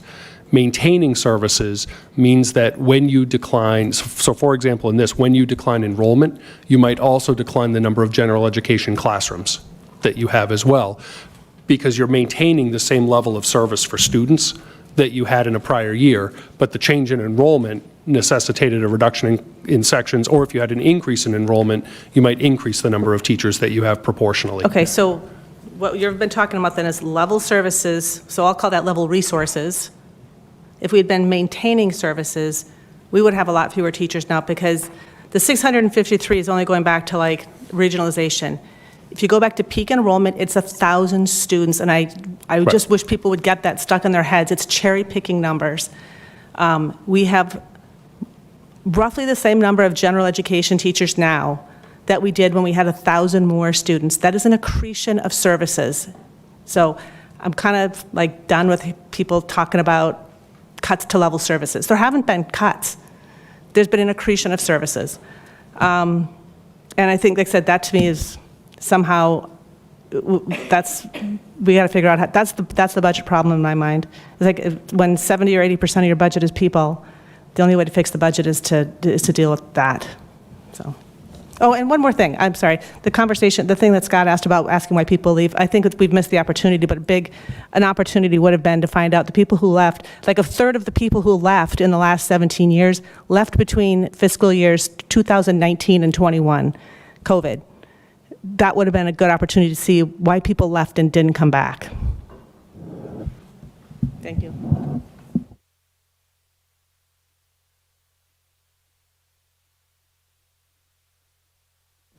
All right, so FinCom, are you ready to pass it over to the Select Board? All right. Thank you, Select Boards. Just a clarification, I read the governor's budget and I heard what Adam said, that what we get now this year is $150 per student is predicted to be $75 next year. Is that correct? I don't think that's a prediction. I think that's just the governor's initial proposal. Typically through the process, the numbers in any category are continue to change between the time you get from a governor's budget to a House budget to the Senate budget. The minimum aid historically has trended up through that process. So typically what has happened is the governor releases the lowest set of numbers and that increases. But on the flip side, regional transportation actually decreased last year through the process. So, I don't want to call anything a prediction at this point. It just, that's what the number is. So I should have said assumption. So it's an assumption, yes, perfect. So in this budget, are we assuming 75? Are we assuming 150 that the legislature will bring it up, or what are we assuming? Right now, it's predicted at 75. I see you said predicted. Well, assumption. It's assumed. How about this? It's budgeted at 75. Great. I have one other question. Is there a breakdown available of the capital program? And I don't need it. You don't need to recite it to me now, but if you could send it to me, I'd appreciate that. There is a 10-year capital plan that's on our website. If you could point me at that. I looked a little bit for it. I can't say I didn't, I obviously didn't do an exhaustive search because I didn't find it. I can email you the link. That's great, thank you. You're welcome. Thank you. Alyssa Nickel, Acton Select Board. I don't have a question, but I do have a comment that I'm hoping somebody would be able to respond to. I don't remember if it was during our tri-board meeting, which was actually 5 boards meeting, or an AB Forward focus group where I said this, but I cautioned folks who were talking about reductions in the budget that would be coming about because of the reorganization, those savings being reallocated to other services.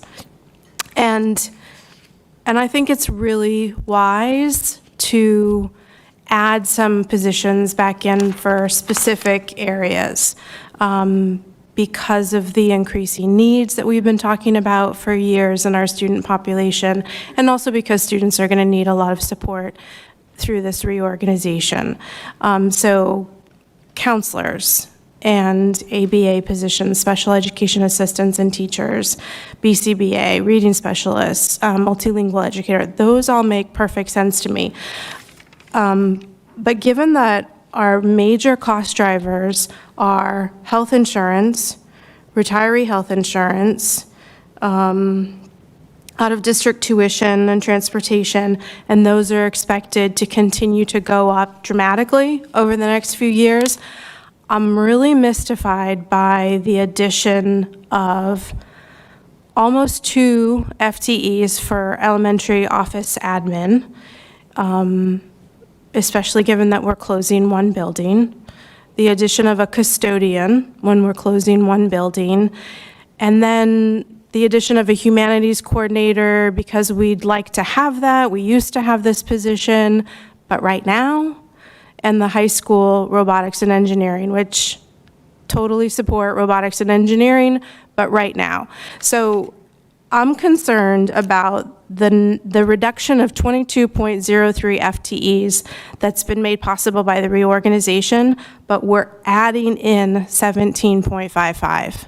So those savings have been, for the most part, reallocated. And I'm really, really thankful that the district brought in the assessment increases to the lowest level of the range that you got from the school committee. That's phenomenal. I'm really grateful that we don't need an operating override in either town this year. But this is concerning to me for future planning, future financial stability, and also for messaging to our taxpayers who are going to be voting on our budgets. So not a question, but if anybody has any thoughts on that, I'd love to hear them. Alyssa, maybe we can get into the teaching and learning, special education, and personnel presentations first and then come back to that.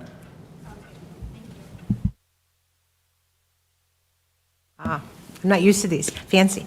Kristen Hilberg, Boxborough Select Board. So I'm actually kind of bouncing off some of the things the Acton FinCom has said, and I'm thinking about we are not the only region, the only school district in the Commonwealth dealing with all of this. It's pretty much the entire state. As a Select Board member, the governor's budget was disappointing, for lack of a better word. And we also know that there's a movement to put a ballot question to reduce the state income tax. And it looks like that might not make it to the ballot, but that's super concerning. So my question is, is there any movement, organization, whatnot, on behalf of school committees, school districts, to send that message to the state that, you've said in your presentation, the funding doesn't work, the numbers don't work, every single school district is being impacted by this. So what changes are they going to be making? And how do we communicate that? I mean, that's something that our select board's been talking about. How do we just say this ain't working anymore? So I guess I can take that one. Some people might have gotten emails last year, starting about with the Ways and Means Committee meeting that was out in Amherst. And as a result of attending that meeting and providing a couple of letters, Alyssa was there with us as well, we had some outreach from some some key people about districts getting together. There are about 251 municipalities that are in the same situation we are with Hold Harmless in Chapter 70, so getting minimum aid. We did a letter writing campaign, and so what we basically were sending out to everyone we could was, here's sort of the outline of the email. Here's a section where you put the part about your story, because what we learned was that just sending form letters isn't very effective. After they read the first one, nobody reads anymore. And having now received some form letters, I understand that. Being able to tell your story is important. We probably have to think about how we go about doing that again this year. So we heard back from our state legislative representatives that we were effective. Like, people realized that Acton and Boxborough were writing, and they're like, what? We thought you guys should be okay. Why are you writing to us? We will probably figure out what we're going to do about that again this year. We haven't had that conversation yet because we've been a little focused on AB Forward. And I think also, the other piece of feedback we're hearing is things are tight everywhere. We are all aware of what's going on at the national level. We're all aware of what's going on at the state level. And as hard a time as we are having right now, there are municipalities in Massachusetts that have it even harder than we do. So it's going to be, we're going to have to figure out what our angle is there. And we haven't had that conversation yet. But I think we welcome your partnership in thinking about that. Include us. It's top of mind, and however we can partner, we intend to do so. All right, looks like we're passing from the select boards back to, this is the Boxborough FinCom side. Tony Newton, Boxborough FinCom. So I've got one clarification and one question. So clarification on line 49 on the budget, Sherry, is $1,500,000. What actually is that again? Can you re-explain that? Sure. That is money that we're going to be taking from our E&D, our excess and deficiency, and the revenue offsets the expense, and we're putting that aside for transition costs, like one-time transition costs just for this year only. So it's a one-time cost that's coming out, that's going to be added to the budget basically as a cost. And what I plan on doing, because we have it in that contingency line, is anytime we use it, we'll do budget transfers that I'll have the school committee approve to show exactly where the expenses need to go. Okay.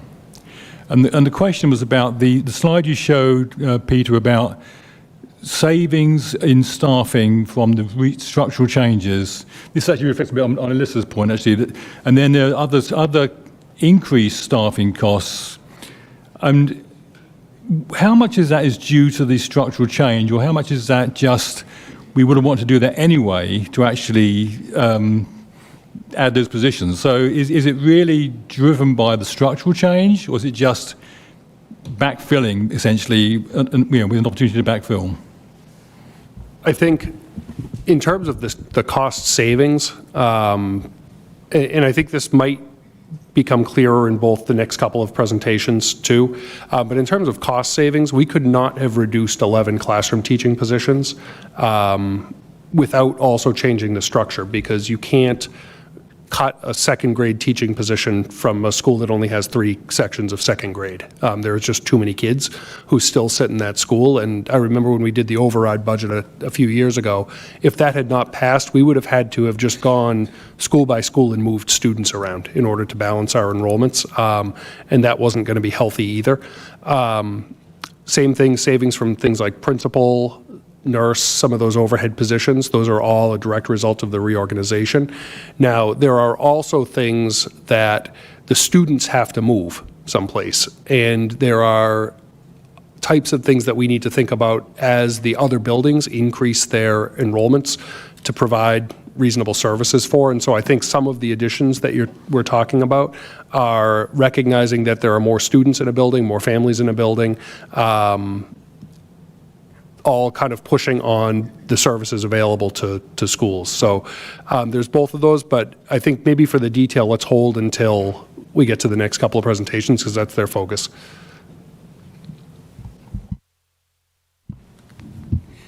Hi, John Connor, Boxborough FinCom. Could you go back to the slide that has the high need students, whatever that was called, just a few slides ago? I just wanted to check. Yeah, that one, thank you. So it says, and this is a shocking number to me, you have 33.1% of the student body is considered high needs. So we have 5,000 students in the population. So you're telling me 1,500 are high needs, is that correct? How is that defined? High needs is a very specific category. It's a combination of 3 different identifiers. It is students who are English learners or former English learners. It includes students who are from low-income households, and it includes students identified with a disability. So that is the most striking increase across the district of students in those identifiers. Do you have the data within those categories? Is it the same within those 3 groupings? Yeah, we didn't choose to break it out for tonight, but some of those categories, who are you pointing to? The English learners is 8%, as you'll see right below that, and low income is 12.2%, and I think special education was 17.2%. Yeah. Okay, so if somebody just needs more time for a test, is that a high needs student?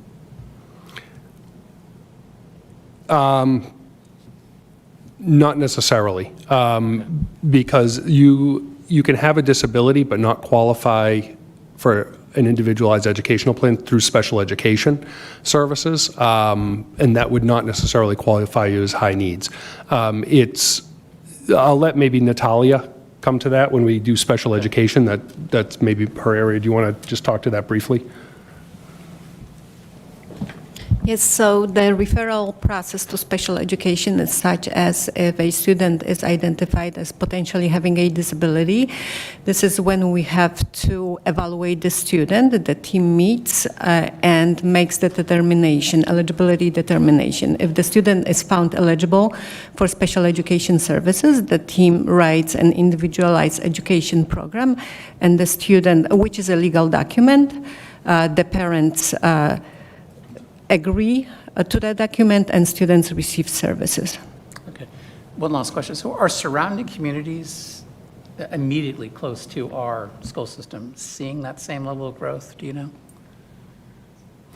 I think it's been an overall trend across the state that they're seeing that level of growth. There are some communities that far outpace us in the level of growth, and then there are some very similar communities that have not kept with the same pace of growth we've seen.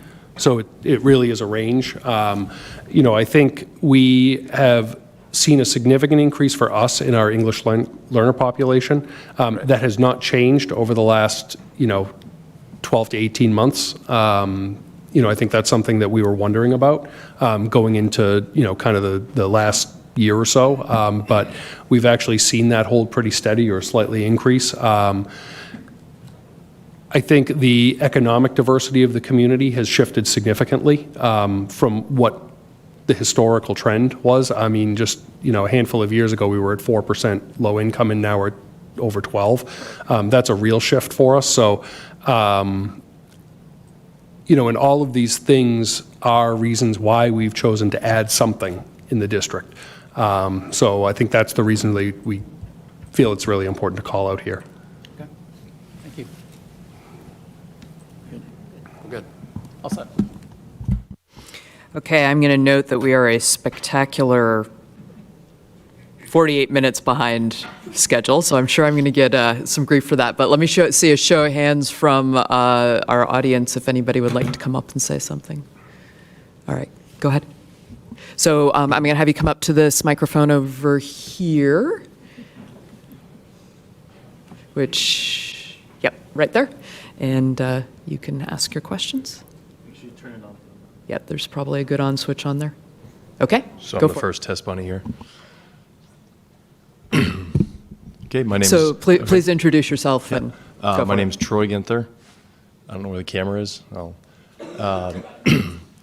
My name is Troy Ginther. I'm actually an AB grad. I think there's a lot of concern. What would happen if the budget does not pass? Yeah, so I'll give a technical answer to this. If the budget doesn't pass eventually as it gets to town meeting, what happens is the district has to begin operating on a 1/12 budget. The school committee is tasked with going back and reconsidering the budget and then putting forth another budget proposal.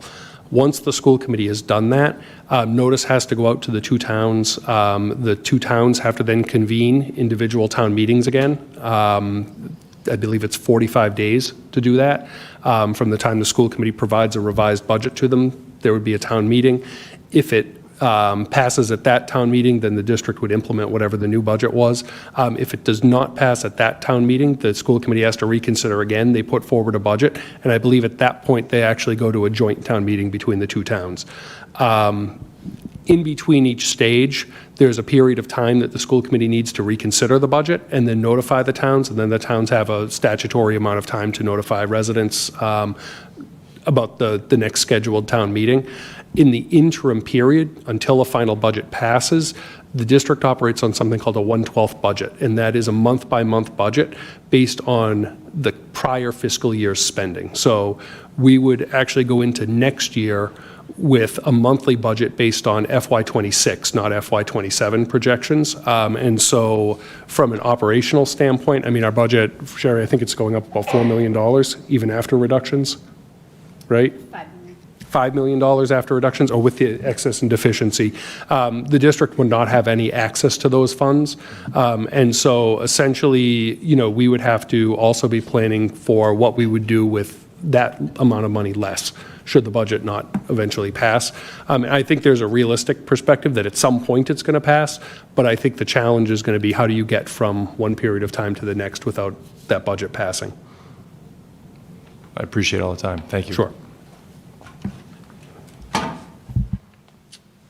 Hi, Jake Fay. I have 2 kids in the district.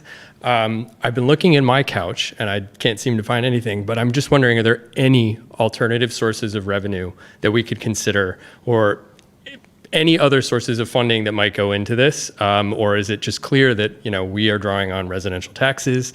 That's the main sort of driver. I just clarify for everyone out in the audience what we have to work with when we consider this budget. Thank you. So that's a really good question to ask, and especially I appreciate you asking it with the folks that we have here in the audience. So we actually started last October, as Alyssa alluded to, with all of our boards meeting together and kind of having our conversation about what we could find in our couches. And the fact of the matter is that all of us are struggling right now. The towns are struggling, the schools are struggling. We are limited by what we can raise by Prop 2.5, by what we can raise in local taxes. We are extremely limited by what we're getting from the state. It's less and less for us. I think the unrestricted government aid that our towns get as well has also not been keeping up. So if your state funding is less and less, that puts more of the burden on us. And we are almost all residential homeowners, right? We don't have a whole lot of business revenue in either of our 2 towns.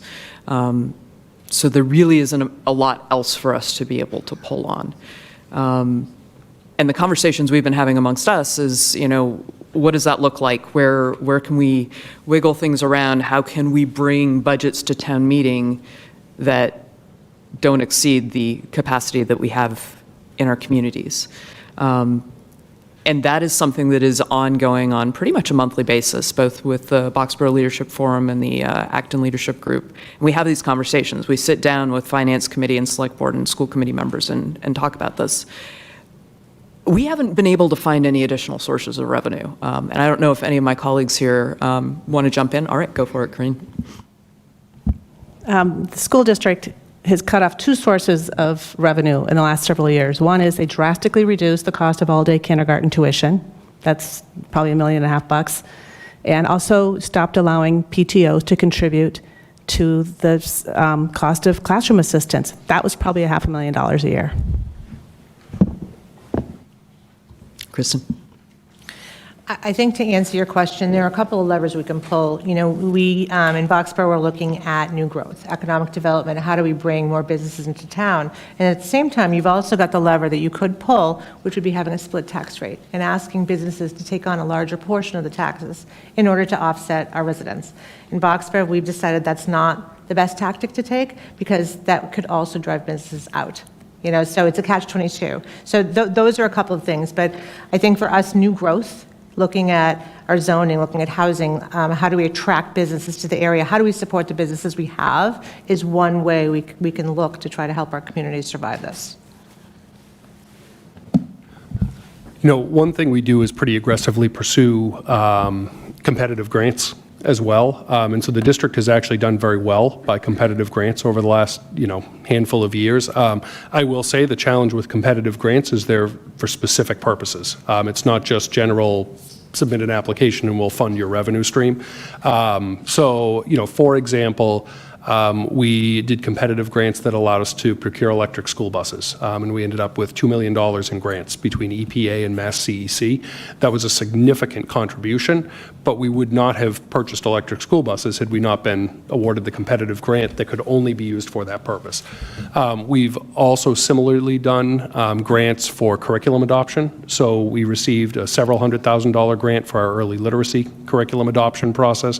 We also received several $100,000 when we adopted our new math program a number of years ago. Now, those offset the initial costs, but then there are also maintenance costs that go into those. I will say in the case of the literacy grant that is a good opportunity to have pursued that at the time, because all of the changes we've made are now becoming law at the state level. And so, if we had not pursued the competitive grant then, we'd be burdened just with the costs associated with it as we move into the future. But again, I think, the challenge with competitive grants is they're targeted for specific purposes and not just general revenue sources. So that's been our biggest challenge there. Thank you. Greg. Greg Jarbo, Acton Finance Committee. One of the other things that we're trying to do to find the money in the cushions is recognize we're not alone. And one of the things that Tori alluded to is the fact that the Mass Municipal Association, which represents all 351 cities and towns, recognizes that they're navigating the perfect storm.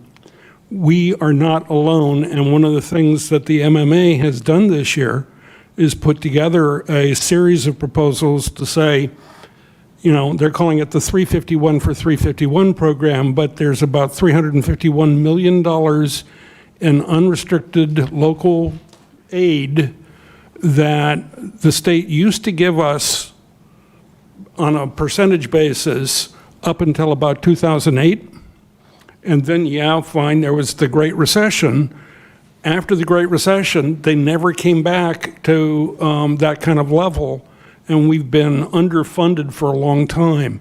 And so working together, we're going to try to tackle that, not just as Acton and Boxborough, but with 349 other allies with us, and hopefully that will have an impact.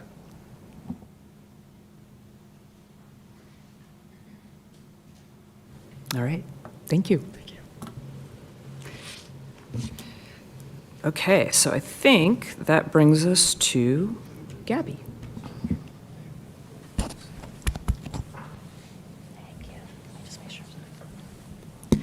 Good evening, everyone. For those who I haven't had the opportunity to meet, I'm proud to serve as the Assistant Superintendent for Teaching and Learning for the Acton-Boxborough Regional School District.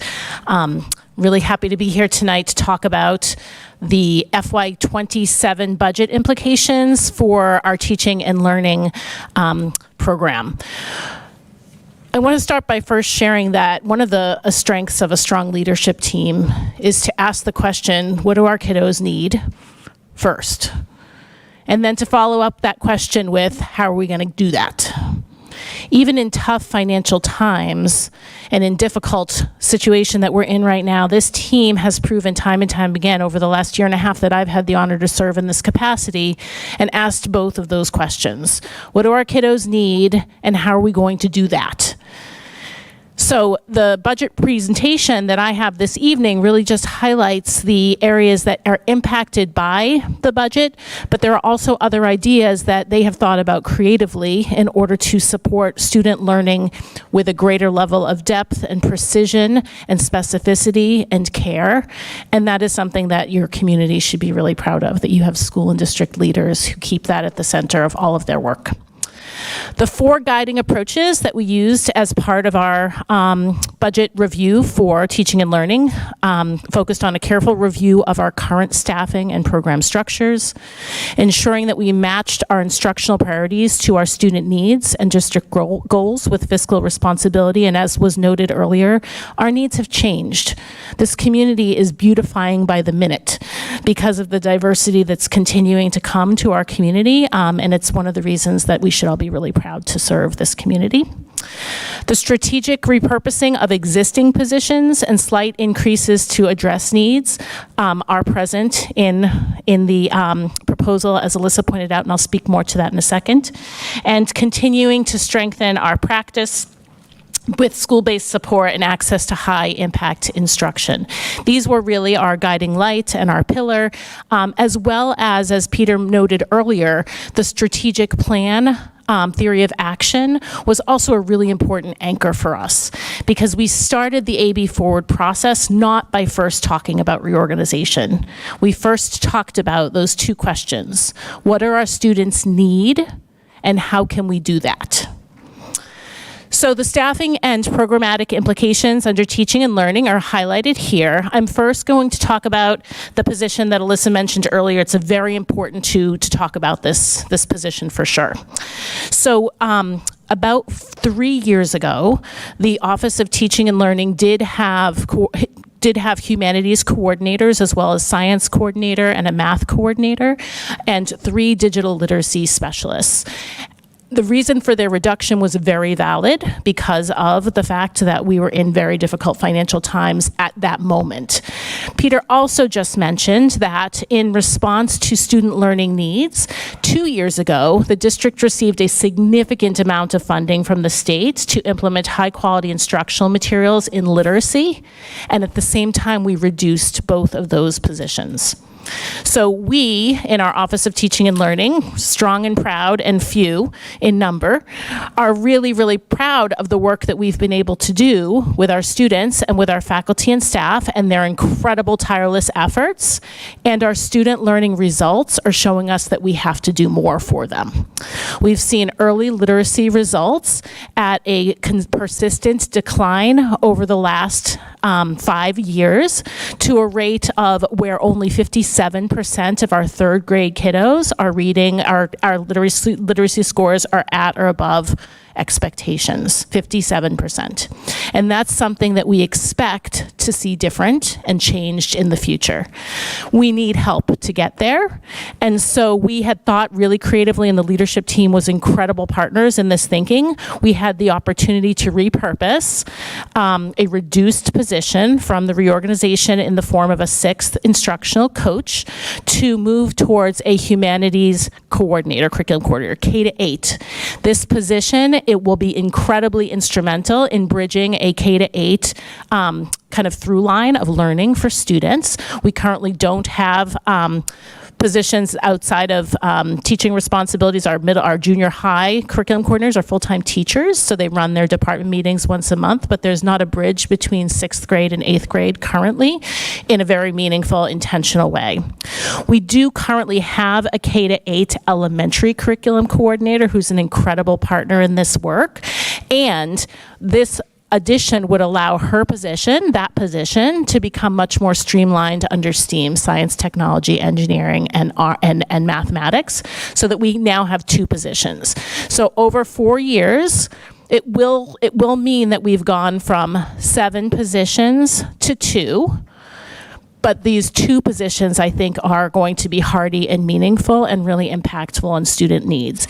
It's not enough, but it is just enough to help us kind of really do that intentional focus on early literacy and literacy across the grade level. So this would be an English literacy and social studies coordinator position. The second position that we looked at, again, what do our kiddos need and how do we get that, came from inspiration from our high school, where we did some analysis of our math and science offerings and looked at an opportunity to enhance our innovative practices through a STEM offering in robotics and engineering. So Principal Dean proposed a repurposing of a science/math position to a robotics engineering role. The next addition at the high school is in fact an addition to fill out an existing position that currently is a 0.6 reading specialist position, to make that position whole for multiple reasons. We are receiving a great number of kiddos at the high school level who are multilingual learners and who also have diverse learning styles, who are coming to us for the first time at the high school. We all know that if kiddos come to any community, especially this one, at a young age, we're going to be able to impact them early and often from kindergarten up through 12th grade. When students aren't arriving to our community until 9th or 10th grade, we are basically dealing with what their educational background was, and for some kiddos it was excellent, and for some kiddos it wasn't. And so for those students, we're responding to those needs in 9th, 10th, and 11th, 12th grades and expecting the same results, that they're going to graduate college and career ready. And so the addition of this position is really intended to meet the needs of the increasing number of those learners that we're receiving. Additionally, we have 80% of our multilingual learners in our elementary schools. 80% of our multilingual learners in our elementary schools. 406, Marianne? Thank you. 406 multilingual learners. We did have a slight decline from last year. At our highest number last year, we were at 450 even. So we're at 406, and 80% of those kiddos are at the elementary school. And 50% of all of our multilingual learners are newcomers or level 1 or 2 kiddos. So they have these incredible gifts of another language that they're coming and sharing with us, and we need to give them the tools to share our language with them so that they can be successful in their own lives. And then lastly, this is not a significant fiscal increase. This is in and out.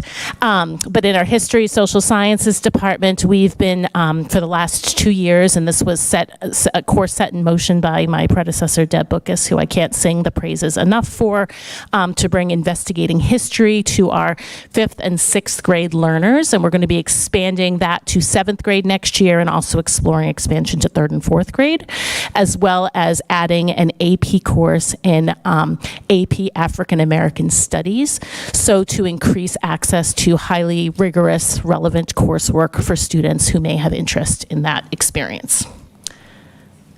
I'm now going to turn it over to Natalia to talk about special education implications. Thank you, Gabby.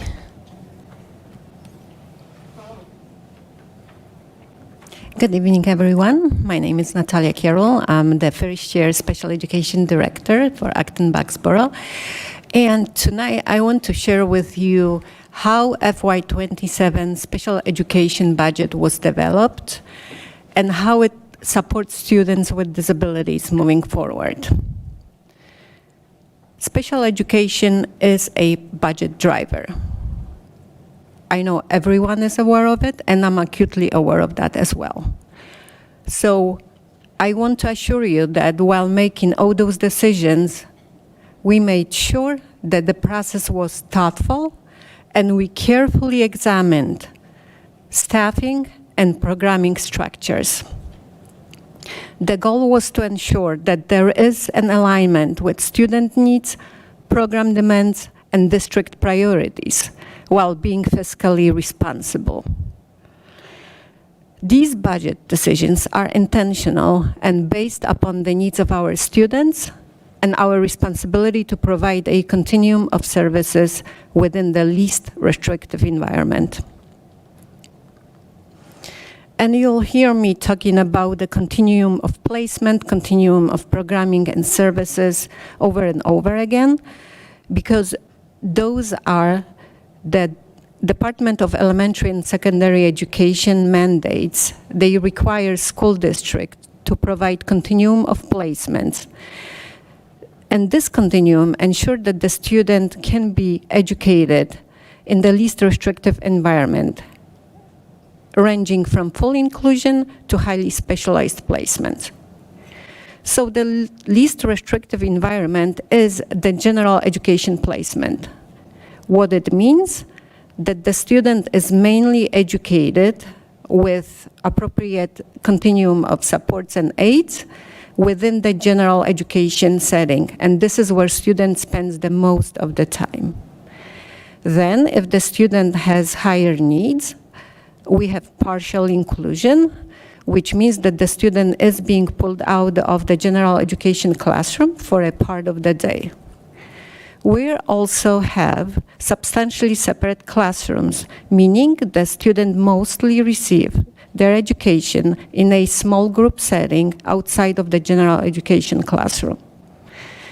There are also services provided for students who have medical and complex needs within the home setting.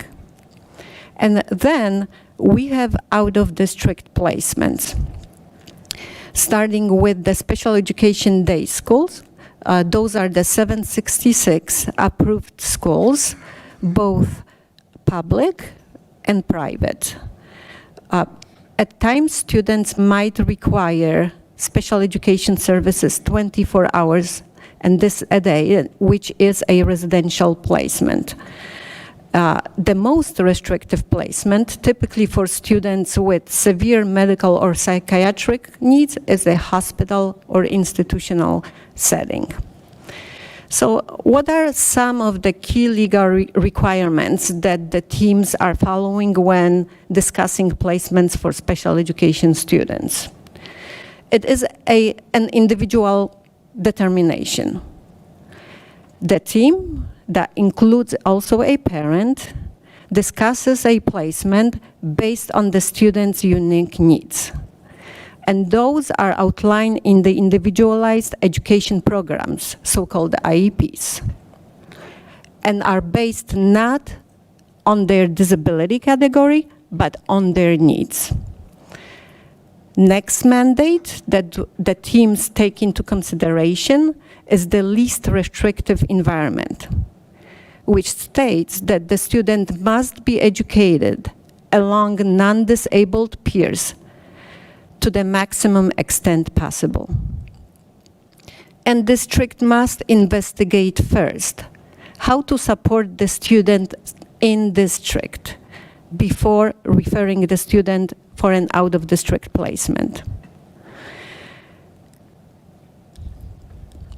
Parents have the right to either accept or reject the placement, and they have 30 days to make that decision.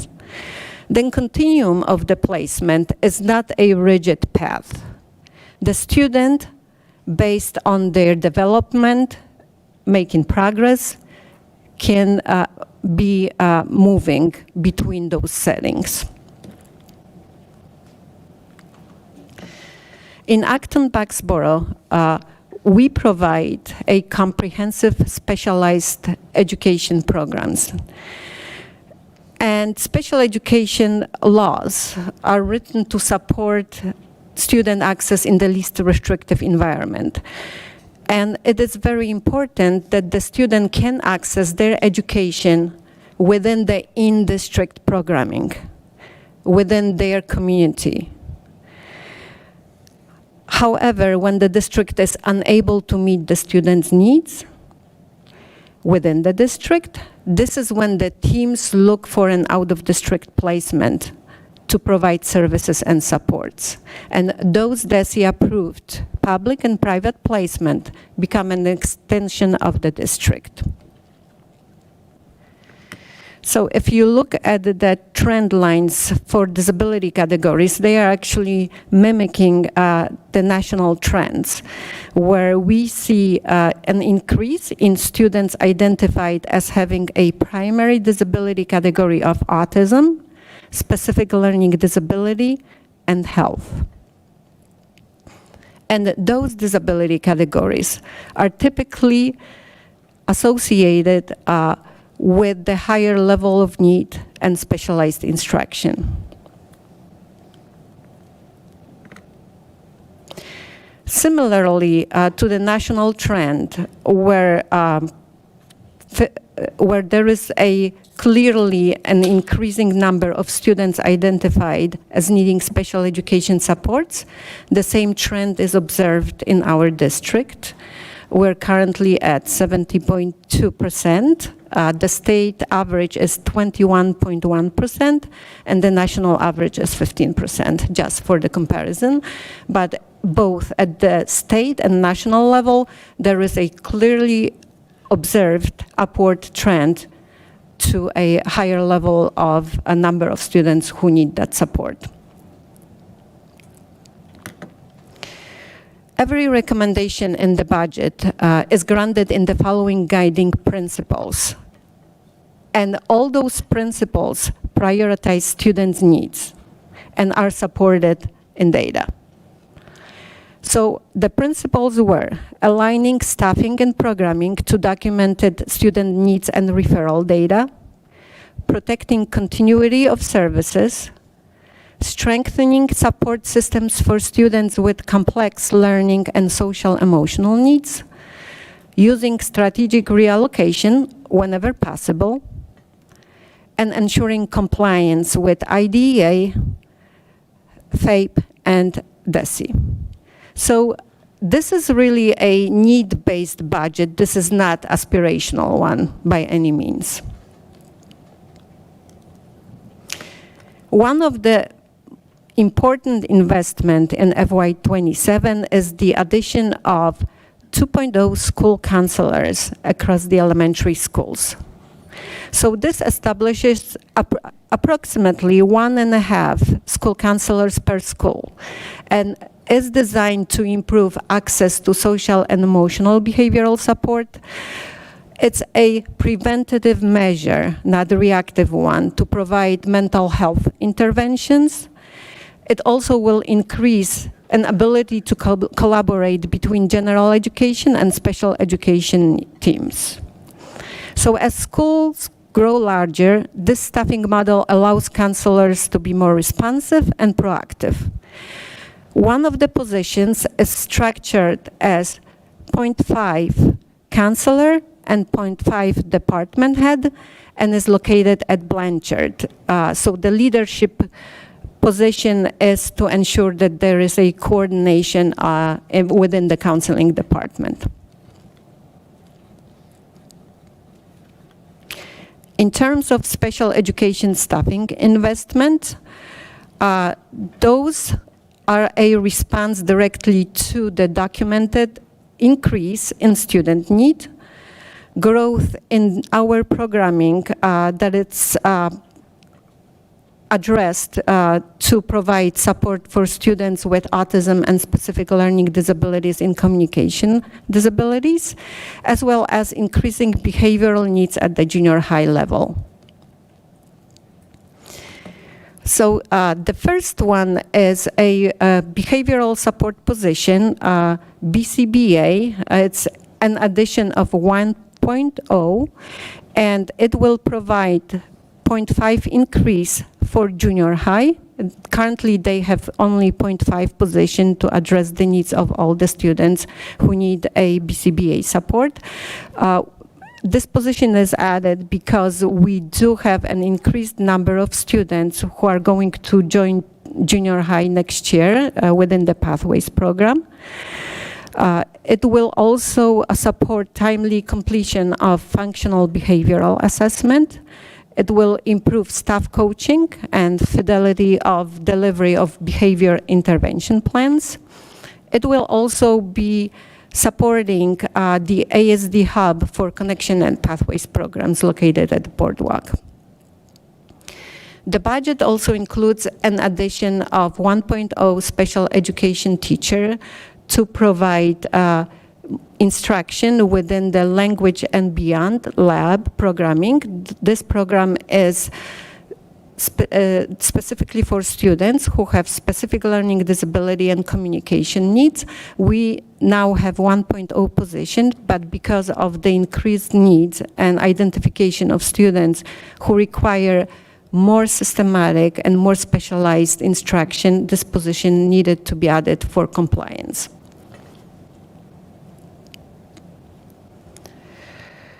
FY27 includes the implementation of the STEP program. That is, I talked about it. It's designed for students with more complex needs and global cognitive delays and benefit from systematic structured instruction.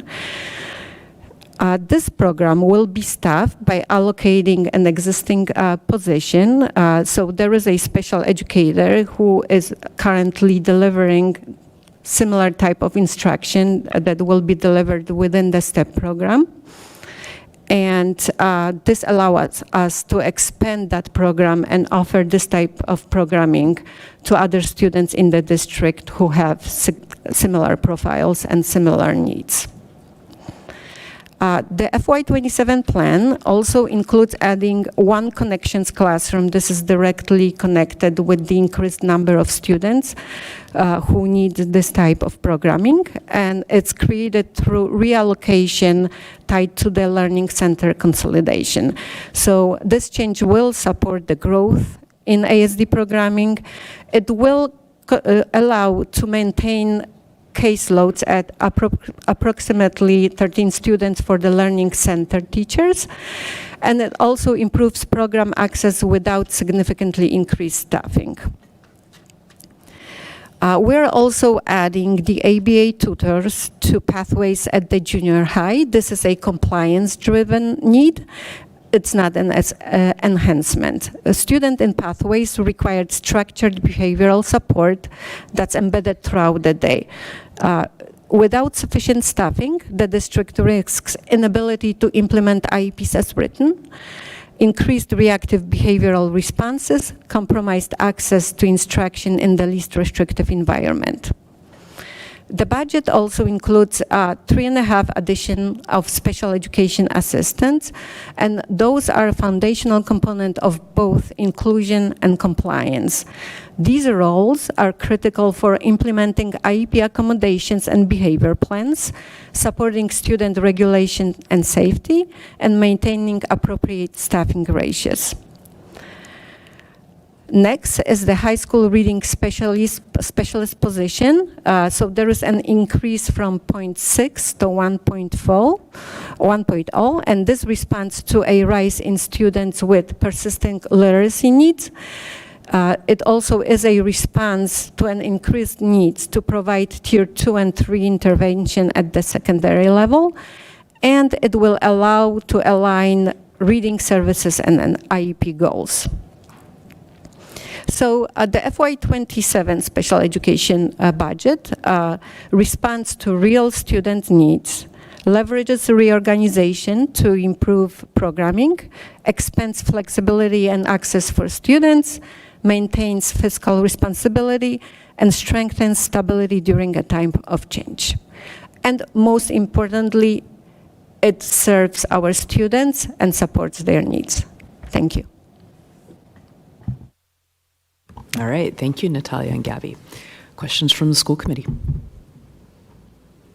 Glenn. Thank you for this, and I like the focus on mental health and literacy. I do think, just a very brief comment, I do think that the way literacy rates have been going, it does require more targeted and acute attention like now. And I think we're addressing that. From having a K through 8 humanities coordinator sounds like to me it would help with literacy rates.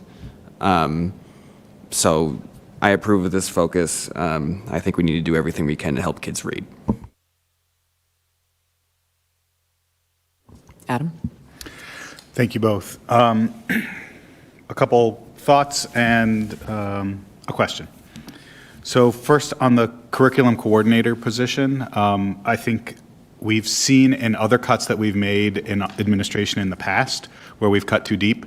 And I think a visible example to a lot of parents would be the second administrative assistant in the elementary schools. We cut that part-time position back to non-existent, and we very quickly the next year brought it back because we realized it was detrimental to the running of the program and the engagement with the community. I think we're slow in bringing back the curriculum coordinators, so I'm glad to see that that's coming back. I think that it's the right way to do it, to take that coach out of the elementary school, but put them in a position where they can support all of the rest of the elementary schools. So I thank you for that. And then I also recognize, Natalia, that we, over the past 5+ years, have added in-district special education programs, and as those kids get older, they move into additional levels. And so I think it makes a lot of sense that we obviously continue to keep those kids in the district. And so adding support at the junior high and the high school level to keep the continuation of that continuum of programs in place is exactly what we need. And so then I think you kind of answered my question. Both you, Gabby, and Natalia talked about adding the .4 reading instructor to get to a full-time reading instructor at the high school. It sounds like that's split between both students who have IEPs, but also some MTSS.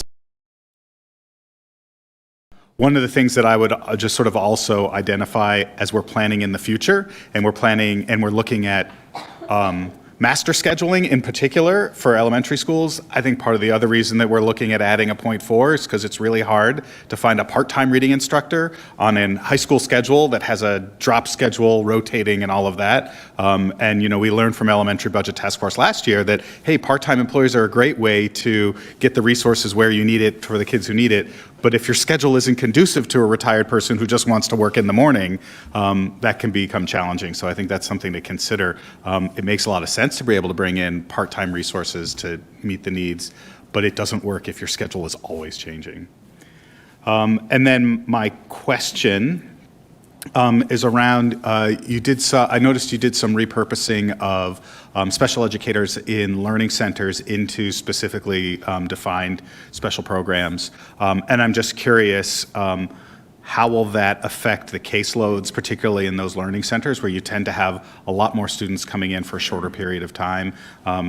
What is allowing us to remove the resources out of the learning centers to put them into specialized programs? Thank you for the question. It's a valid one. Yes, so we did a caseload analysis and we looked at what will happen if we move to special education positions into those specialized programs. So one of them is the teacher who is currently in the high needs program and who specifically delivers services for students who will be considered for the STEP programming. And the second position can be consolidated through the reorganization process because our ability to deliver services more efficiently will be much easier within the new grade band leveling of schools. Thank you. Andrew. You mentioned either 2 or 1.5 counselors per school. Is that per new school or is that per building?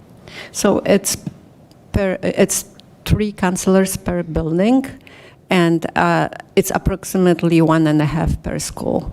Okay, and how does that map to the caseloads that current counselors have now versus what we'll get into? So the number of students in those buildings will increase, right? Because they will move from Conant, so we'll have to make sure that we're addressing the increased needs of those students. Andrew, just to, excuse me, it's actually an increase in services in terms of counseling. We're maintaining the Conant counseling position and adding 2 more. Which is a significant increase, and we're still well below national standards for student to counselor ratio.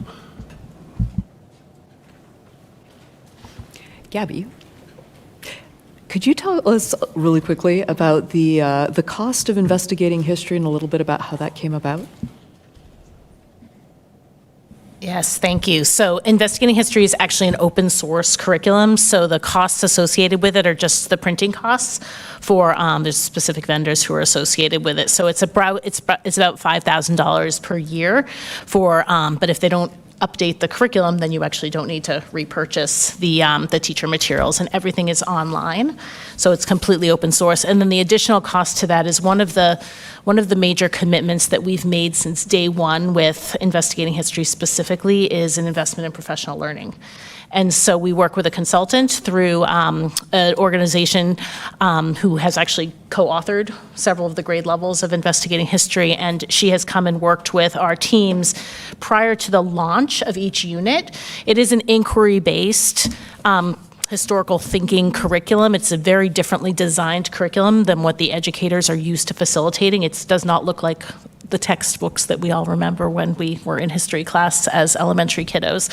And so that professional learning has been really powerful and incredibly important to focus on, and that's about $2,500 per time they come out and offer that professional learning. Thanks. Anybody else? School committee? All right. Go. Regarding the mental health support roles, this could be answered later, but is it things like one-on-one talk therapy, group therapy, art therapy? Like, there's lots of different ways for that. Heather Stoke is our coordinator for SEL Mental and Behavioral Health. She was hoping that she could answer this question herself.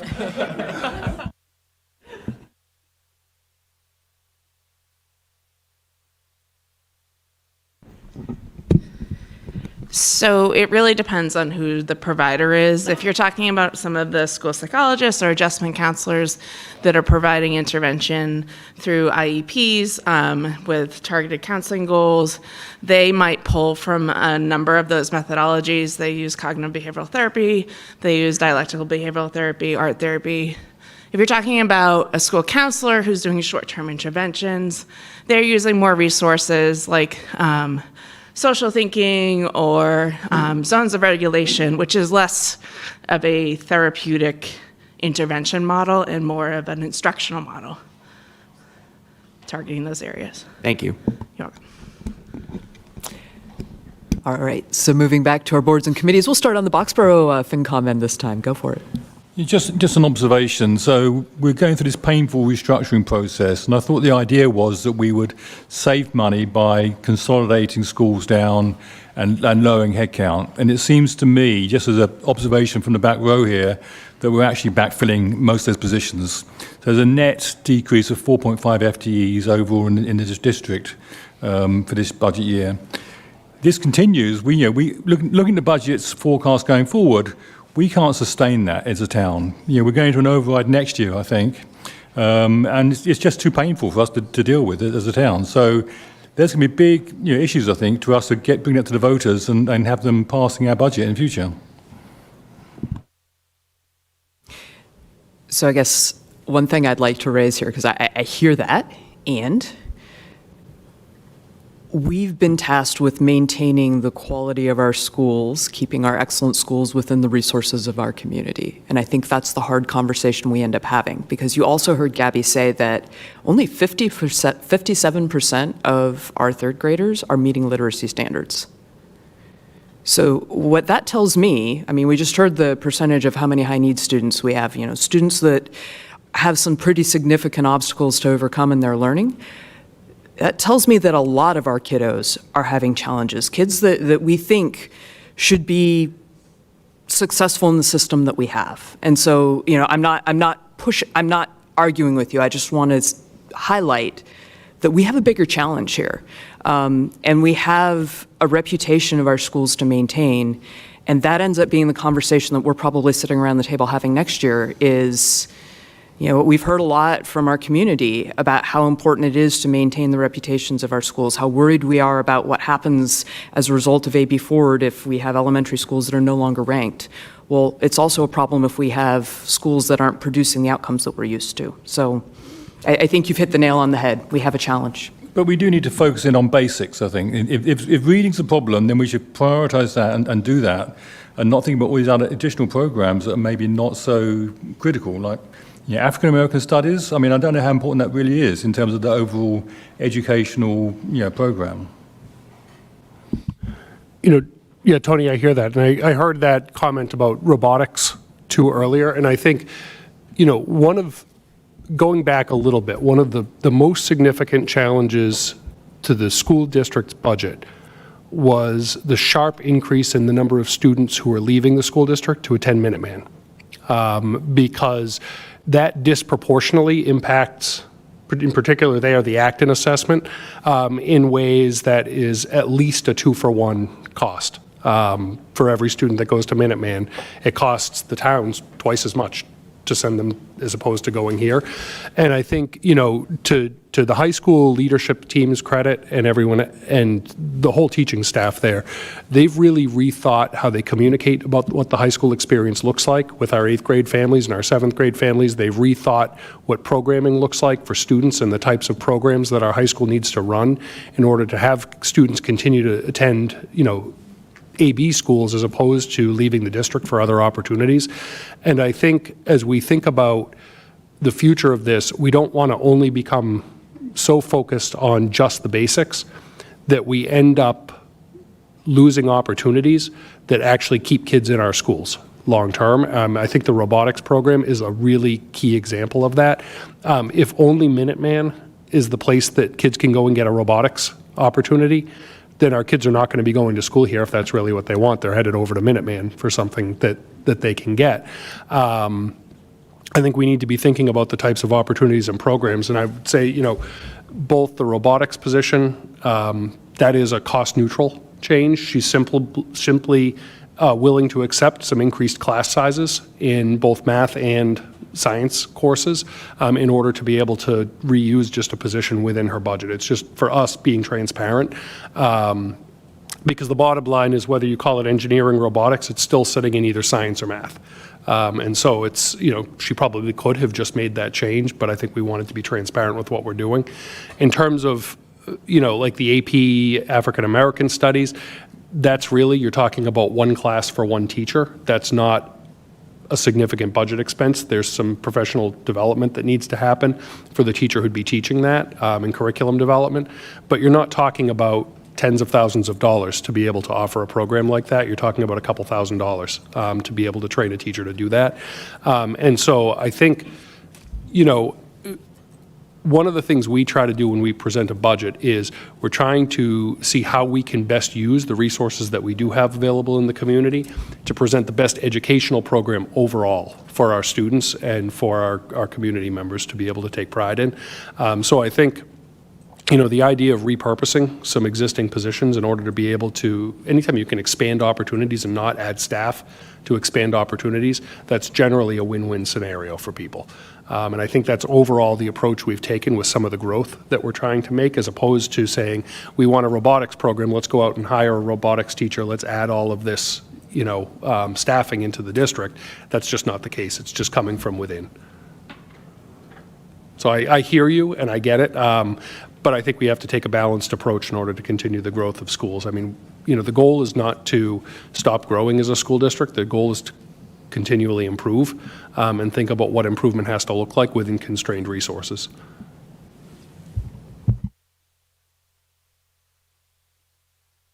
All right, ready to go to the select board table. Thank you.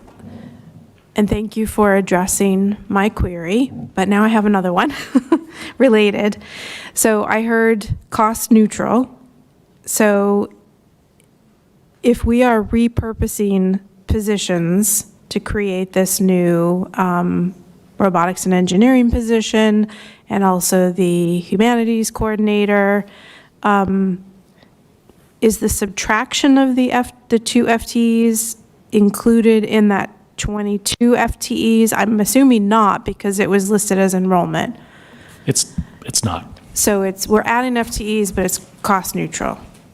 Well, you're not adding FTEs, you're just simply reallocating the FTE. The robotics. Okay, but in the table, it's on both sides. That's not clear, and it needs to be clear. No, it's not. It's not in both sides. Oh, Adam it's not just in both said it sides. We just simply, I think, for the purpose of being transparent about how we're using staffing. Yeah. So, for example, Natalia in one of her slides indicated that now that a new cohort of Pathways students are going to the junior high school, we have a Pathways teacher. That's being reallocated from a current junior high special educator. It's not one of the FTEs that's listed as a subtract and as an add. Okay, so to Tony's point that we have a net reduction of 4 point something, if we actually don't, or if there's some cost neutrality there, I think there needs to be an asterisk and a note about where the position is moving from and to on the budget memo wishes from Peter? Because the details might be in the learning memo or in the special education memo, but it also needs to be, that was what I was talking about, messaging. So if folks are looking at this, say at a town meeting in the school committee's budget presentation, then it needs to be clear that these are repurposed positions. I have a couple of other questions, just in terms of wondering whether we need to anticipate future costs. I noticed in the chart that showed which schools the different programs are that we've created to keep students in district, elementary, junior high, and high school, and there's only a couple at the high school. So does this mean that with lab, STEP, and CASE in some future year, we're going to need to add those to the high school as the students age through those programs?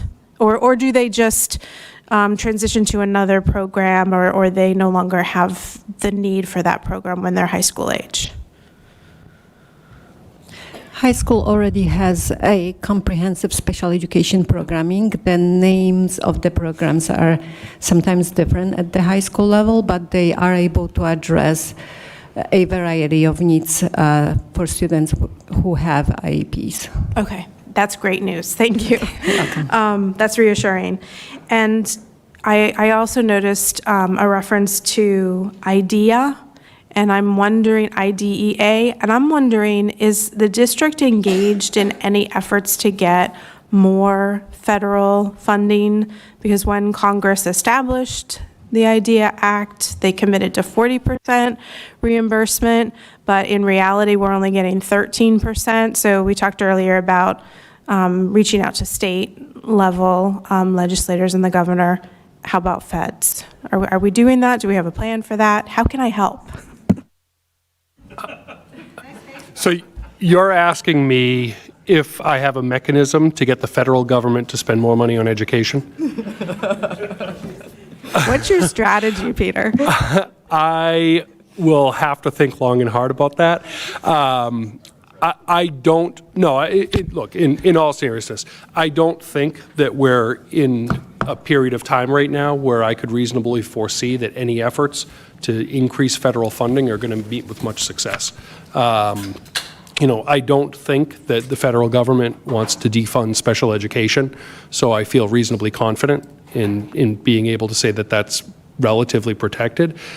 But in terms of increasing funding for things, including special education, I just don't see that on their horizon. We have great relationships with our legislators at the state level, and we have yet to see significant increases in state funding. I think the distance to the federal level, I think it would be relatively slim to no chance that any impact of anything we would do would be significant in terms of the amount of time we might spend on that.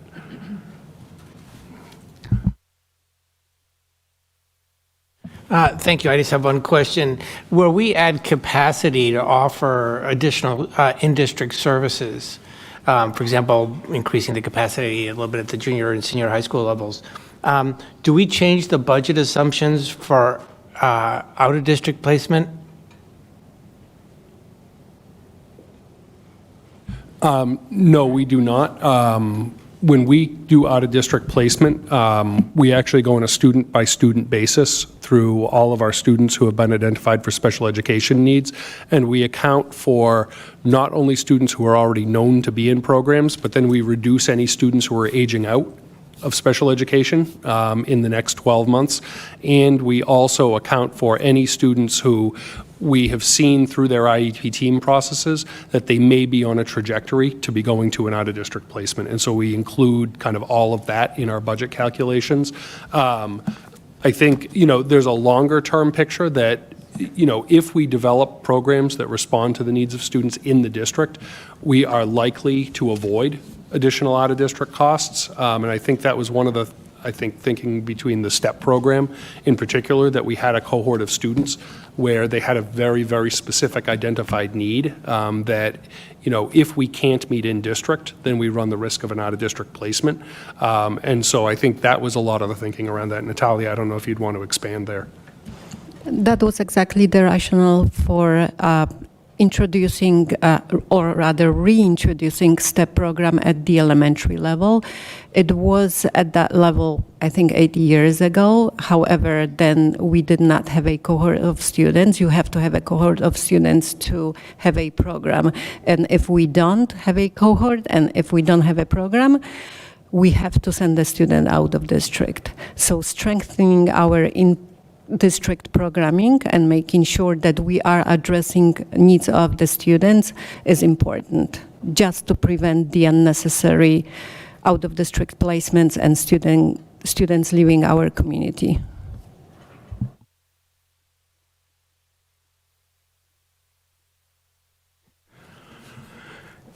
I'm assuming that you're assuming that these budget drivers are not a one-year phenomena, that we will see them again next year. And from my perspective, I think the value of our school system and the quality of the school system adds, based on the numbers I've seen, somewhere between 10 to 30% of our housing value. So that will mean it's incredibly important next year and the year after that and the year after that. So my question is, would it be prudent for us to do the tri-board, which is, you're right, really 5 boards, sooner next year than later, because getting all of us on the same page well, first of all, we got to get ourselves on the same book.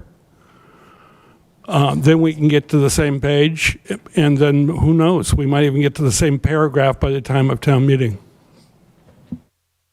It's a fair question, Greg. I think one of the challenges is that we have slightly different cycles, especially with school for us not starting up till August. But I think that's an absolutely valid question to consider. I remember a few years ago, maybe many, we added some new programs in special ed to help minimize kids going out of district. Could someone say what like the median out of district placement costs us? And by someone, I mean Sheri.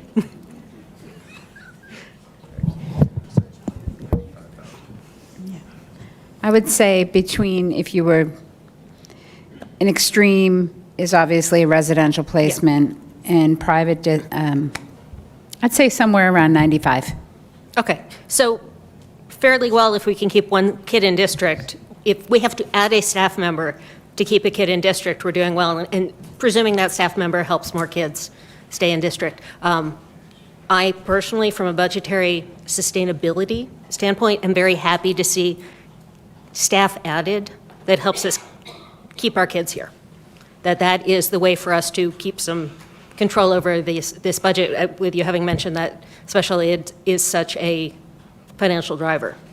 Please, as much of that as you can do. And I understand the mental gymnastics required to see that adding staff in is a good thing, but this is staff that is offsetting a potential future large expense.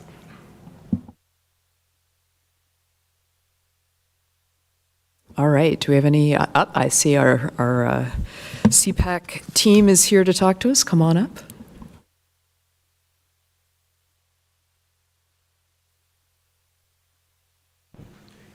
Did I do it? Okay, great. Hi, I'm Kristen O'Neill. I'm one of the CPAC co-chairs. Thanks so much for having us to the mic tonight. I wanted to start by thanking you for raising the counselor ratio.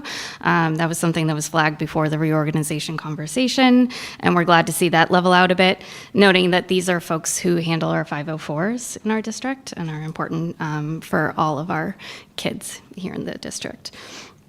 Pathways is, we talked about the program moving back into the junior high space. I think that's a cohort of about 5. Am I right on those numbers?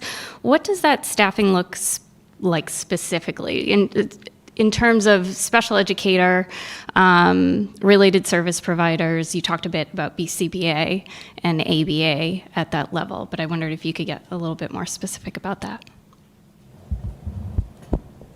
Yes, so the Pathways program is already existing at the junior high level. The increased need is resulting from the students who are currently at the elementary level moving up to junior high, which will increase the numbers of students in that programming. So we have a special education teacher providing support with the assistants. We have currently three assistants providing support to those students because of their level of needs. If we have 5 more students coming in, we're adding 1.75 ABA support just to address the increased needs of those students. The 0.5 increase of BCBA is also addressing that need. And you also spoke to STEP as a cohort, and I know this has been an evolving process. I'm wondering if you can put a number to that cohort, what constitutes a cohort, and how many students qualify for that program currently under development. Absolutely. In the program, we have developed a referral process to special education programming. It is a team process, so anytime a student is considered for the program, there is a communication to the family, and it's a very thorough process looking at what are the supports that are provided currently in the current setting, because moving students from place to place is not something that we take lightly. So if the student is in a setting where the specialized programming and support is not sufficient, this is when we consider the need for the specialized program. So currently for STEP, we have the High Needs Learning Center that provides support to 4 students. 2 of them are moving up to the STEP program at the junior high.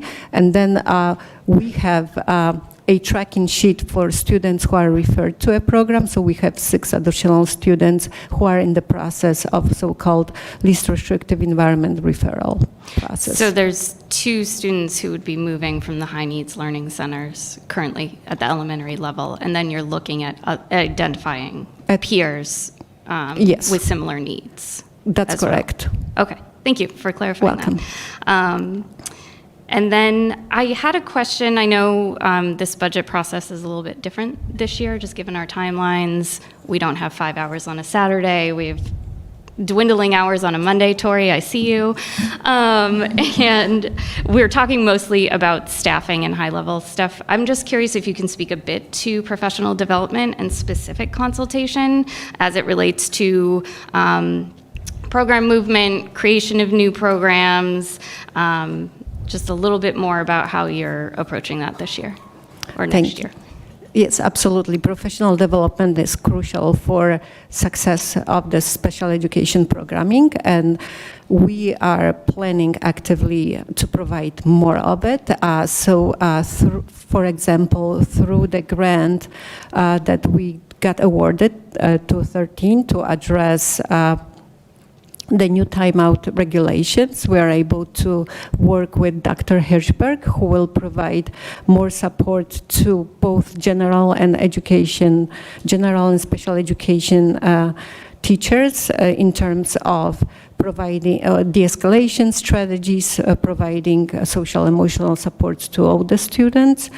That's one part of professional development that we're thinking about. We are also engaging in conversations with existing consultants to programs. So we have Elise Wolf, who provides consultation to our Connections program and Compass, as well as we have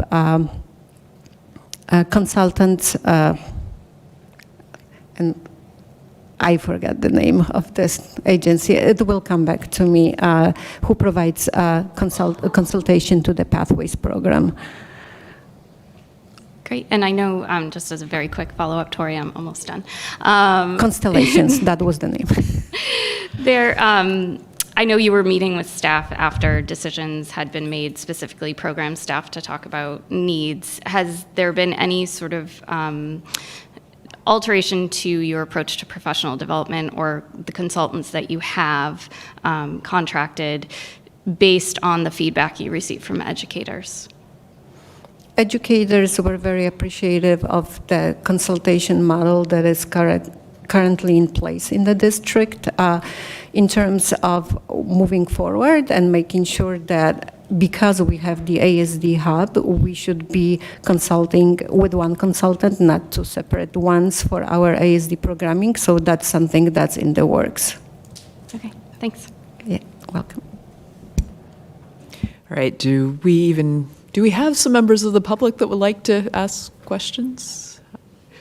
I'm noticing our audience is thinning. Okay. In that case, I think we are to Andrew. Okay.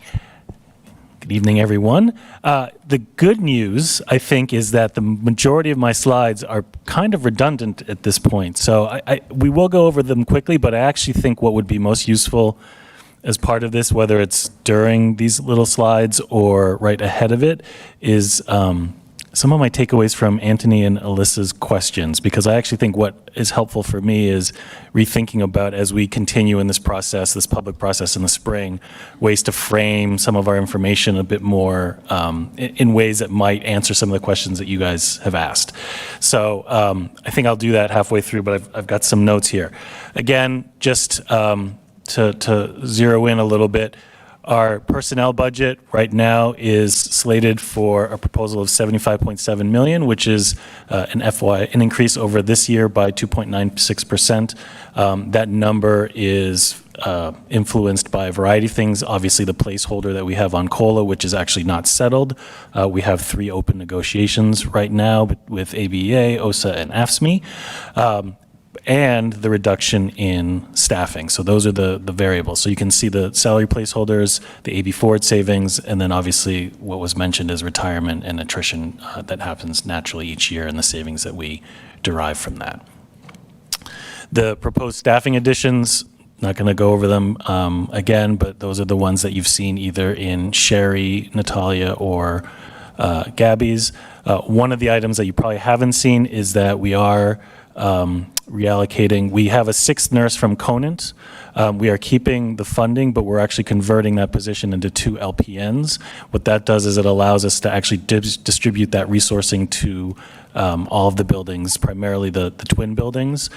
If you had one nurse staffing, you can't necessarily have that person be at both schools or both buildings at the same time, but LPNs will allow us to increase the necessary nurse staffing to account for the fact that the twin buildings will have approximately 160 more students per school. Blanchard would have approximately 80 more. And then, as noted, you have the elementary office support, which I'll mention in a moment in more detail, and the humanities coordinator. And then the staffing reductions or reallocations. Again, these are all positions that have previously been mentioned in some way, shape, or form. In terms of the secondary school, we mentioned robotics, the reading teacher, special ed assistants, ABA tutors. And then personnel that's district-wide, we mentioned the multilingual educator addition, as well as the custodian that is proposed to be brought back. So the change over time, and I think this is where Anthony and Alyssa's questions really helped me think about how to present stuff more precisely in a way that's more helpful. The net loss over the past several years is 43.21, reduction in 38.5 FTEs of certified staff, reduction of 20.86 in instructional support. But then we have this increase in special ed instructional support, as well as caseload educators. So that's the offsetting that I think Peter previewed at a higher level previously. And then again, operational and leadership impact in terms of the decreases overall. So what I'd like to mention in terms of what Alyssa and Anthony talked about, I think what my takeaways are the following in terms of how to sort of shape things in sort of 4 dimensions that might be helpful. One is maybe organizing our thoughts, as we've talked about, into positions that we're proposing bringing in a couple different ways. One is positions that, regardless of our sort of strategic goals, are compliance oriented. Regardless of what we're doing, we have to bring them in because of services that are required, compliance, legal mandates, moral mandates, whatever they might be, versus what we would consider from our professional judgment, strategic additions. Things that maybe aren't, that we could open the doors tomorrow or next year without those positions, but because we still feel like there's an important value to them, we're making the decision to either increase the position to reallocate it. So the robotics conversation about that. We could open our doors tomorrow without a robotics, and yet I do think over the past few years, Peter's right, what we've been hearing is how can you, in some ways, not necessarily duplicate Minuteman Tech because that's not our job, but to at least offer things that offer a pathway that entice students to perhaps still view Acton-Boxborough as the right path for them. So there are strategic additions versus compliance positions. I think we should organize it that way. The second one is how do we more clearly, I thought we did, but I think we probably need to a little bit better, positions that are proposed additions to the budget versus reallocations.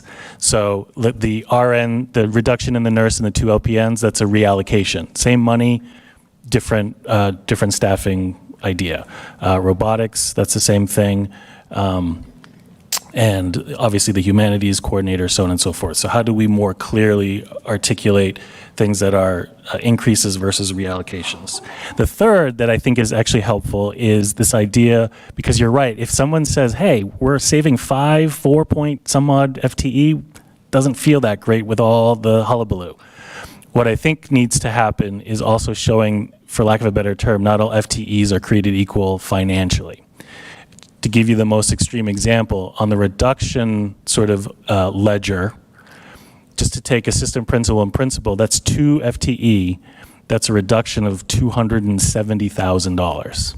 Whereas if you have an increase of 4 19-hour office positions, that's in the addition, $60,000, and yet those are roughly, it's 1.9 over here, 2 over here. It's a difference still of a reduction of $210,000. The reduction ledger with 11 certified staff, classroom staff, 3 unified arts teachers, the average salary of those reductions is probably in the $80,000 range, whereas the average increase for non-certified positions in the increased area are probably in the $30,000 range. So again, you're absolutely right. When you just say, hey, we're reducing 22 and we're adding 17 or whatever it is, you're left with 5, and yet the 22 over here is this, the 17 over here is this. It's our job to actually show the scale a bit differently. So that's where your feedback is helpful in that.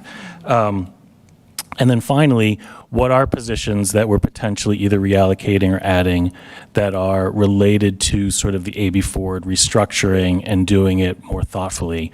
That, for example, or sort of learning some lessons that we thought we could live with certain things, without certain things, and now we're saying we cannot.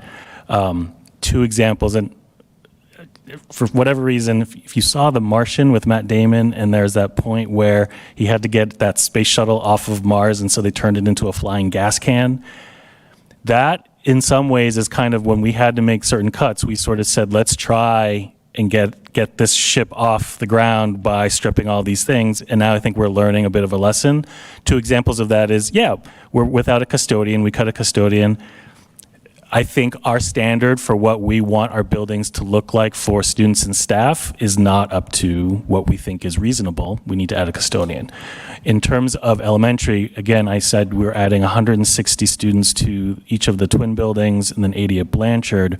Right now, we have 1 full-time office administrator and 1 19-hour office admin support.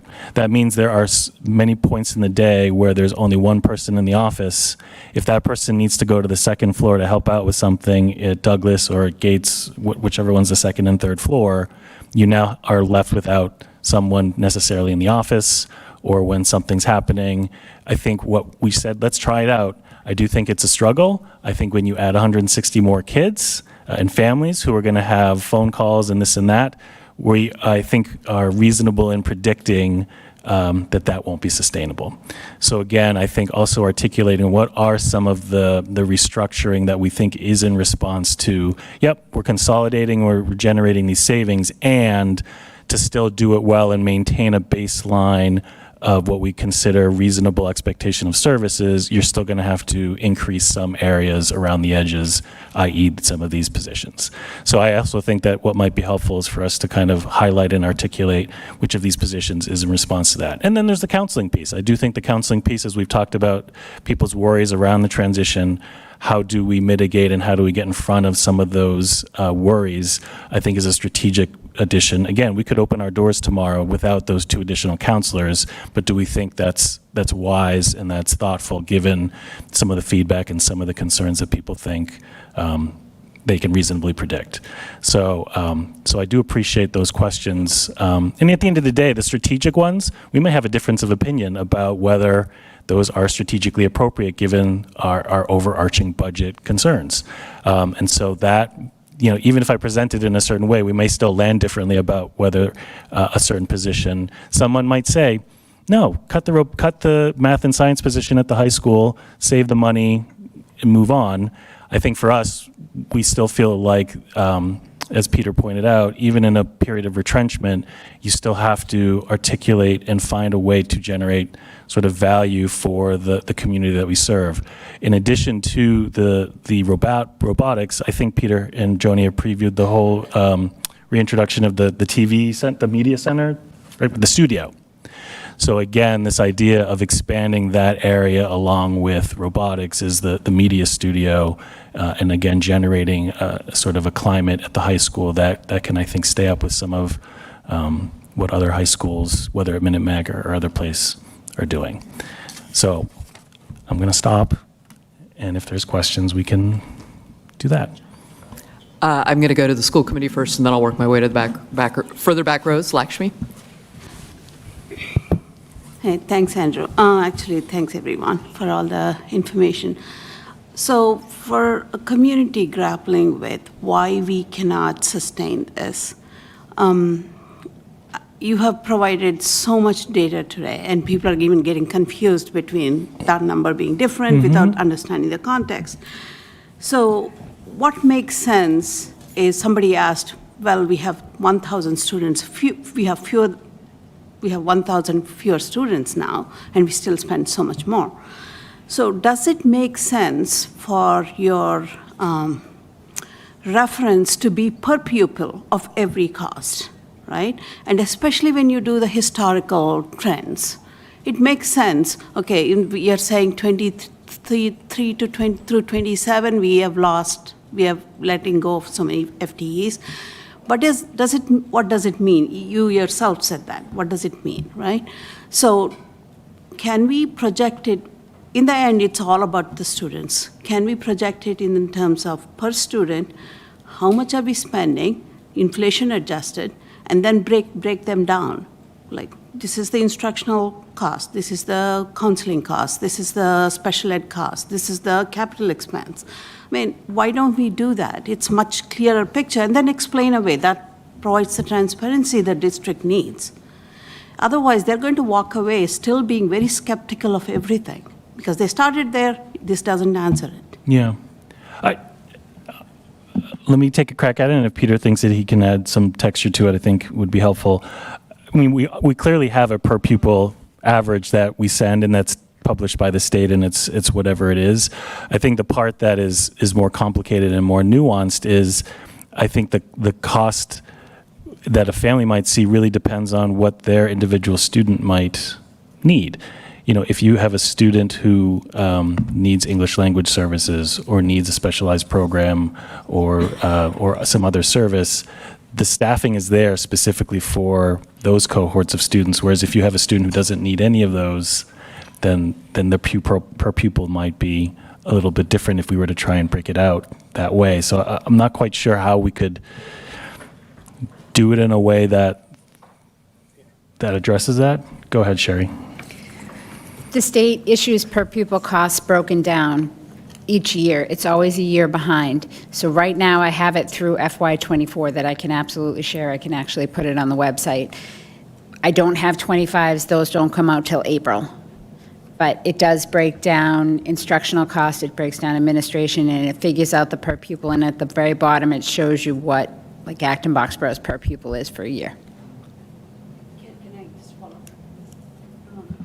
Would it be helpful if we can explain a growth in certain area, a drop in certain area, right? I think that's where our story starts, right? I think as a district, school, as a school committee, as a school administration, if we can do that, I think we would do justice to going back to the district and asking for more money.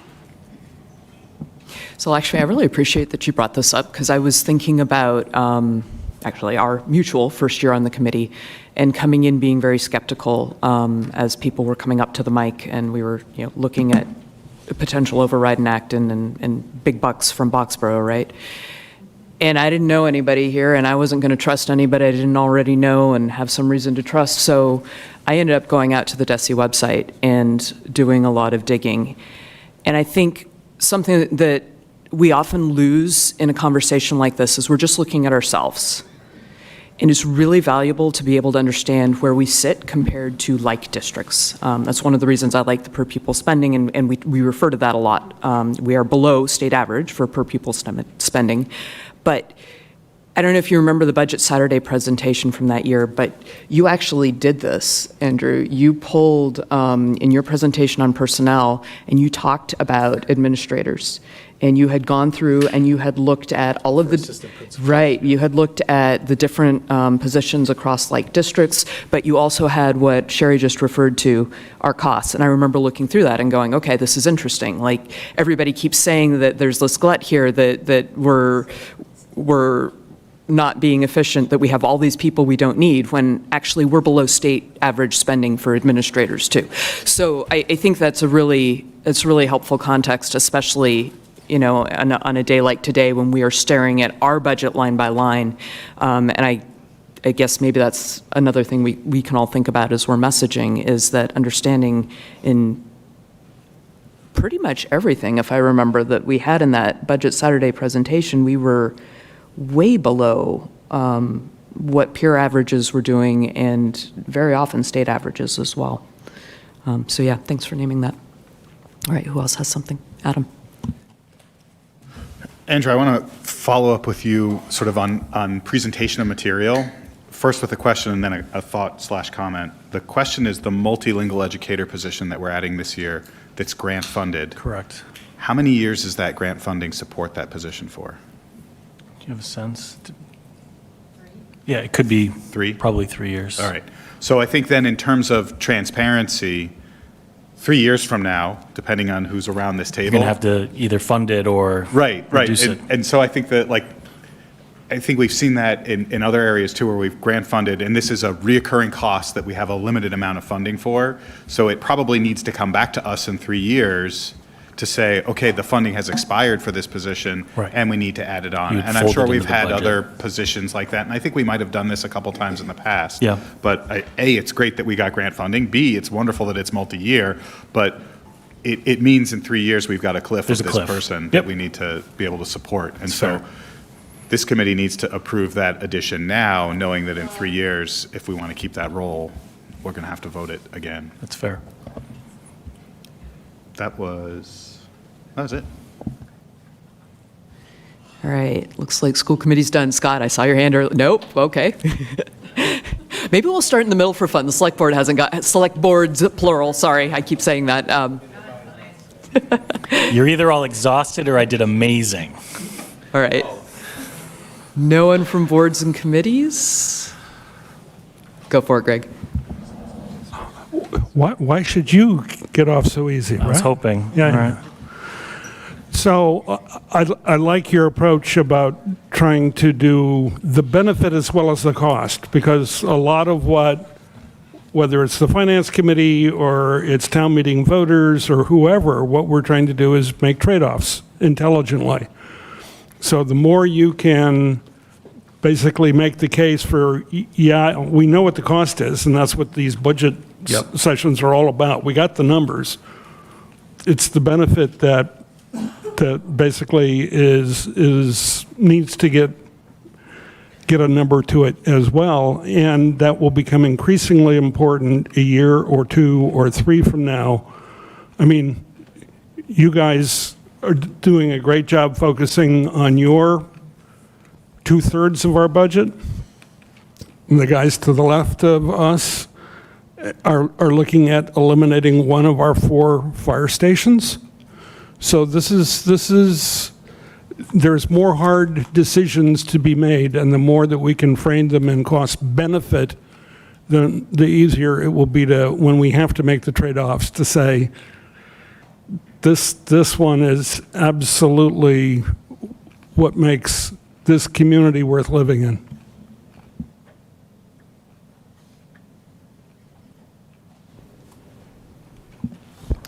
I just wanted to say that I appreciate the messaging focus, Andrew, on this, that all FTEs are not created equal, and the distinction between a compliance position versus a strategic position. I do think that we all need to be careful when we're talking to the public, voters, taxpayers, about reasoning that we are that underlies our decisions to either reduce or add positions. I appreciate, Andrew, that you said we're not trying to duplicate the vocational technical school.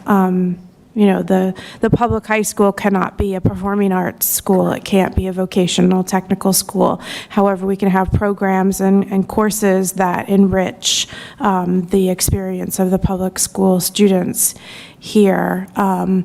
And certainly when I hear from students and families, parents especially, about why their kids have gone to, you know, Minuteman or say Parker Charter, it's not because there's not one subject that's unavailable at the high school. It has a lot to do with learning style and other needs for the, you know, the whole child, and finding the right learning environment. So I think just, again, that's a messaging thing. We're not adding this robotics program to keep students from enrolling at Minuteman instead. Yeah, I also appreciate the focus on messaging, because we need to be able to talk to the voters, in Boxborough about why taxes are going up and what we're doing about it. I'm also concerned about future years, actually. I mean, I think we dodged a bullet this year with no override. We managed to do various things to actually keep it below the line, but we probably can't do that next year, and that'll be a tough year next year to actually go forward with an increased school budget beyond, say, 5.5%. We're trying to give a message to Boxborough, taxpayers, that we have a steady increase in our budget that's sort of controlled, and that overrides are a normal thing to have every few years, because nobody can sustain 2.5%. But that message requires us to be fairly consistent with our budget growth year to year. And the school budget, of course, is a large chunk of our budget. So that's what we're living with, I think. Yeah, so, it's interesting to think about this from sort of the 5-year perspective, right? We've talked about, and if you look through the memo that is in the packet, superintendent's memo that's in the packet, we've cut administrators. We know that we are well below what the state average is and what our peer districts are doing. We've cut at the operational level. We've gone through and looked at all of our positions that are not student-facing and where could we cut back. And in some cases, we've discovered maybe that wasn't such a good idea. We have taken our general education classes and we have pushed our class sizes up to school committee recommendations, first at the high school, then at the junior high. And with AB Forward, this allows us to also do this at the elementary school, but recognizing that we're at the point that we are starting to exceed those class sizes. So our gen ed classrooms they're right-sized right now. At the same time, our enrollment continues to fall. The needs of our students are there and we need to meet them. And so, I think we had a member mention that in 4 years on the committee, never being able to have a year where you didn't have to cut back is an awful thing. And so, we hear the concerns being raised right now about being able to maintain the quality of the education that we offer. And I think everybody's now aware of that. Like, there are a lot more people in this conversation than I think we've ever had before. And I think we realize how serious it is. We are making some hard choices here. It doesn't feel good. Nobody is jumping up and down over a lot of these decisions that we have to make, but I think they're really the responsible ones. And, I'm also appreciating all the committee members who came on January 22nd, and we thought that we had gotten to our hard decision and that we were going to be able to shift and move forward. And yet, you heard me earlier say, don't lose focus now because we're not done yet. So I just want to pause and appreciate you all for all the hard work that you're doing. And I also want to appreciate all of our boards and committees that have been a part of this. We've been talking about this, for years, honestly, but I think we've probably been closer this year than we ever have been, and I really appreciate that and the consistent feedback that you've provided through your liaisons, and knowing that we have appetite to keep doing this going forward. And I think probably the last thought that I would just leave you with is what I shared with ALG on whenever it was that we met last, couple weeks ago, I guess. I share the concerns that everybody's raising about next year, because if the pressures on all of us remain this steep, we're all facing some really hard choices. And on our part, we are out of rabbits to pull out of hats. I just rattled down the list of things that we've done. I don't know what comes next. So with that wonderful, inspiring, life is going to be awesome speech, it must be time to start figuring out what we are going to do with voting to set the preliminary budget. So just for context, today it's traditionally the not to exceed. So I went digging around to see, is that anywhere in the regional agreement? Is that in the law of how we have to get to the budget? Basically, the rules we have to follow is you back off of the earliest town meeting, which in this case is Acton, and you figure out what your key dates are that you have to do certain hearings, certain approvals to make sure that you arrive ready to go. This preliminary budget vote being our not to exceed is our commitment to the towns that this is where we'll hold the line. We're not going to come up with anything new in the next month. And so we are going to work through this language, and somebody is going to read a very, very long motion, and we will get ourselves through the rest of the evening here. So I think coming around to you right now is the language. Okay, so I'll let that get around so everybody can take a moment to read it.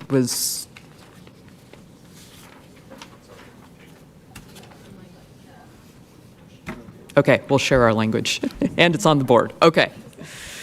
All right, Adam. Hi. I just want, before we get too deep into this, I want to give an update from our budget subcommittee meeting last Monday. And I did preview this with the budget sub, and I actually was able to preview it with Boxborough FinCom earlier as well. So I asked Sheri earlier this evening what our revenue numbers were based off of, and they were based off of what we saw in the governor's budget, which was $75 per pupil in additional Chapter 70 funding. And historically, at least the past few years, we've seen the House and the Senate come in with a higher number. And the way the machinations work is if we don't put that money into our budget now, it flows directly to E&D, and we don't get to use it next year. So last year, we sort of went out on a limb and we said, we're going to plan for additional funding from the state. We're going to raise our not to exceed budget number by that amount, and it's actually going to affect our assessments to the towns as well. Should we get the additional funding from the state, we'll come back and we'll vote our budget, and we'll basically say our top line number is still the same, but the revenue sources now, instead of coming from assessment, will come from the state aid that we're anticipating getting a higher number of. So in discussion with the budget subcommittee, we decided that we wanted to do something similar along those lines for this year. Last year, what we did is we put that money in and we used it towards staffing. And we recognized that this year's not a good year to add more staffing with that number, but there are strategic areas where we can put that money towards that still allows us to use it for next year. And one of the ideas that made a lot of sense was we strategically reduced our OPEB contribution for next year. And so that would be a good place where if we don't get the money from the state, we're not going to keep that money in the budget. We can reduce the budget by that number. But if we do get it, we actually get to put it to use for next year. And so what I would like to hear a little bit of input from the committee on is, first of all, if you like this idea. Second of all, if you like, where we're putting the money. And then third of all, what's the additional money that we should account for? So again, last year we started at 75 per pupil, and we actually voted anticipated $150 per pupil. We could say we're going to plan for an additional $25 per pupil, $50, $75 per pupil, put that into the budget. My recommendation is that the way we account for that potential additional revenue is by, for now, until we get it from the state, having that come from E&D. That way we can give the towns information now that says, this is your assessment, and then should we get the money from the state, we just adjust our budget and say our Chapter 70 revenue went up and our use of E&D went down. If we don't get the money from the state, we just reduce the use of E&D and we don't put that extra money into OPEB for next year.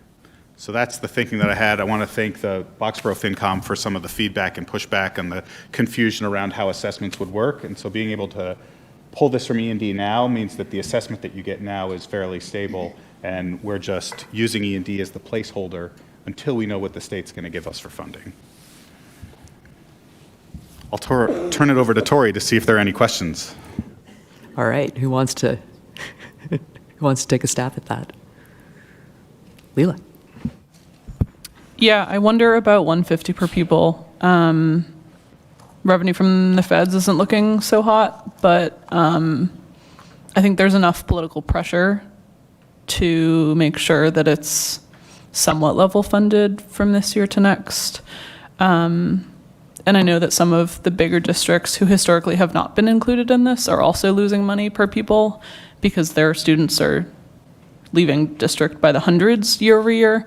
And so I actually think that there might be an opportunity to broaden our network of people who are advocating at the state level. Liz. So given that, probably should we maybe not assume a 150 per pupil, but go down to either 125 or 100 as our placeholder? Just throwing out whatever. All right, I'm going to say 125. We could plan for that. So that's an additional 50 per pupil from what we have budgeted now. Okay. Lisa. It feels safer to be more conservative, and planning for 75 per pupil is just my 2 cents throwing in, but I can definitely understand the other ideas. David. Are you taking comments from the peanut gallery? Sure. So with the moving expenses, the one-time moving expenses this year, I'm concerned about the E&D level. It's not as high as it could be, right? And I don't mind it going up, frankly. I think that reduces the chance of an emergency, right? The more there's an E&D, that the school committee can use that should something unexpected come up, a roof start leaking, an HVAC system fails, whatever during the school year without getting into a crisis. I hate managing to crises. I would vote we should just allow the E&D to come up. I do have a question, though. Can the school committee, and I think probably the answer is yes, if you get this money into E&D, can the school committee transfer some to OPEB without changing the budget number? Adam. I don't think we can, David, but I hear what you're saying. My goal is to not use any more than the $1 million that we're planning for now. So if we don't get the money from the state, our plan will be to vote our budget lower. So the E&D is the placeholder for now so that we don't give you an assessment that's higher that we then change your assessment later on. The plan is to have another budget vote in June once we know what the numbers are at, and we either remove that additional funding from our budget altogether and don't affect E&D, or we just move the revenue source from E&D to Chapter 70. Yes, I understand, but I wouldn't mind it staying in E&D myself. But I understand where you guys want to go. Sheri. David, I'm going to step in a little bit. As you know, we dissolved the health insurance trust. At the end of this year, it's going to be fully dissolved, and we still have a large balance in there. 77.45% of that is ours, and 22.55. I might have done the end part wrong. This year, we're going to be having money come back into the district. It's going to go into the general fund, and it's going to filter through to E&D. That amount is over $700,000. Our interest income that we've had, the interest rates are still high, so we budget very conservatively, and we're going to have a very large balance in our interest income, and that's also going to go flow. So, yes, we're using $1 million, but we do have a good deal of money that's going to be going into E&D as well. So I am going to mention that I need the school committee to actually vote this. Go ahead, Alyssa. Thank you, Madam Chair. I just wanted to point out that there are a few school committee positions open and current school committee members not running for re-election. So I was not a big, huge fan of this last year, thinking, this sounds like an existing school committee making plans for a future school committee. And again, this year, not a big, huge fan of that action, although you followed through on your word, so I appreciate that. But there may be a few, I don't know what that's going to work out in terms of votes. And whether or not the new members will agree with you. That's a fair point, and we are all prisoners of these schedules that are completely desynced, and I know you feel it too. It's not helpful that we don't find out what our actual budget is from the state until July, and we have to go to town meeting way before that. All right, how are we doing with... we need an emotion here. Okay, Yeah, Adam. so I think I got a consensus, saw from the committee a consensus to move forward with this, and we had a proposal of an additional $50 per pupil. So my... Do we need to math that?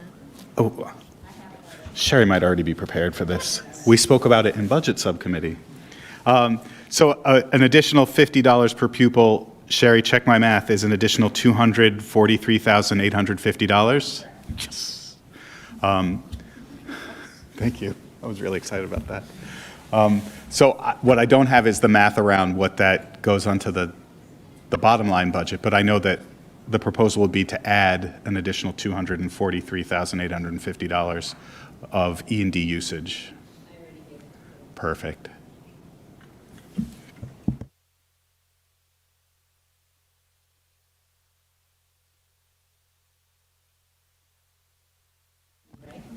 Please. From E&D, yeah. $1,243,850. Just to be clear, Sheri actually came in with 3 different scenarios at $25 increases, just knowing that this could have been a possibility. It wasn't that she created one scenario ahead of the meeting. I just want to clarify that. And I'd also like to clarify that he said he would like you guys to do like $51, because then I didn't figure it out.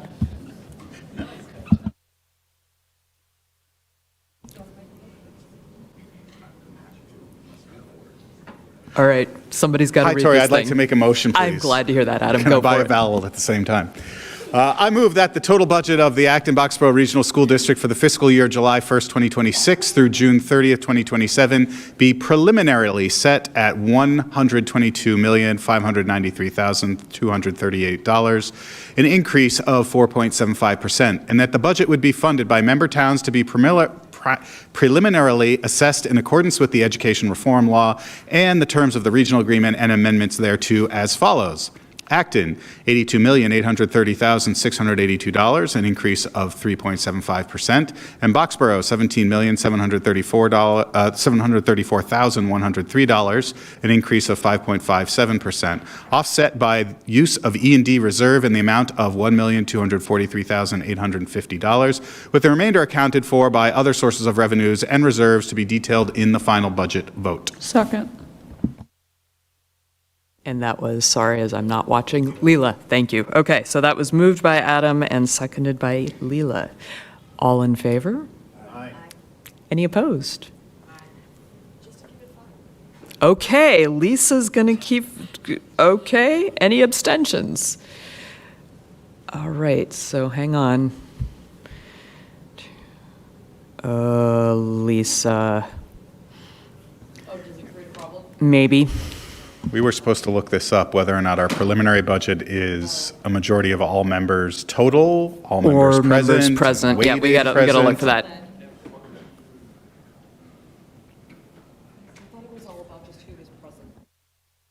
It's the voting is different on budgets per the regional agreement. Yes, there was one year where we had to revote our budget 3 times because we did not have it calculated correctly. It's all right.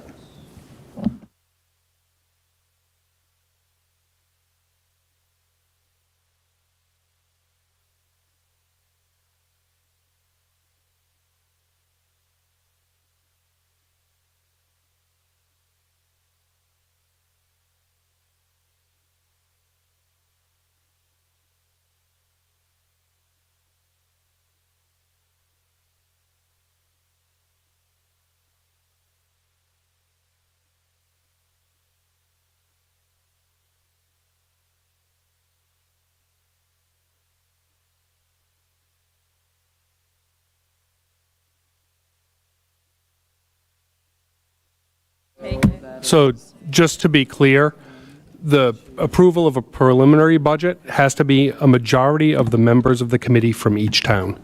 So a majority from Acton and a majority from Boxborough. And so that majority from Acton would be 4 of us. That would be Glenn, Andrew, Leela, and me. So we're good. And we're good with our Boxborough. All right, so that motion passes. Lisa? I'm sorry, is that a majority from each town that's present at the meeting for the quorum or total? No, it's that a majority, full stop. Okay. So 4 of 7 Acton members is enough. So that motion, did we have any abstentions? No. Okay, thank you. That motion passes. All right. Can I move to adjourn? You can do that. Second. Moved by Lisa. Leela, seconded by Lisa. All in favor? Aye. Any opposed? Any abstentions? Great. Thank you all for staying for this.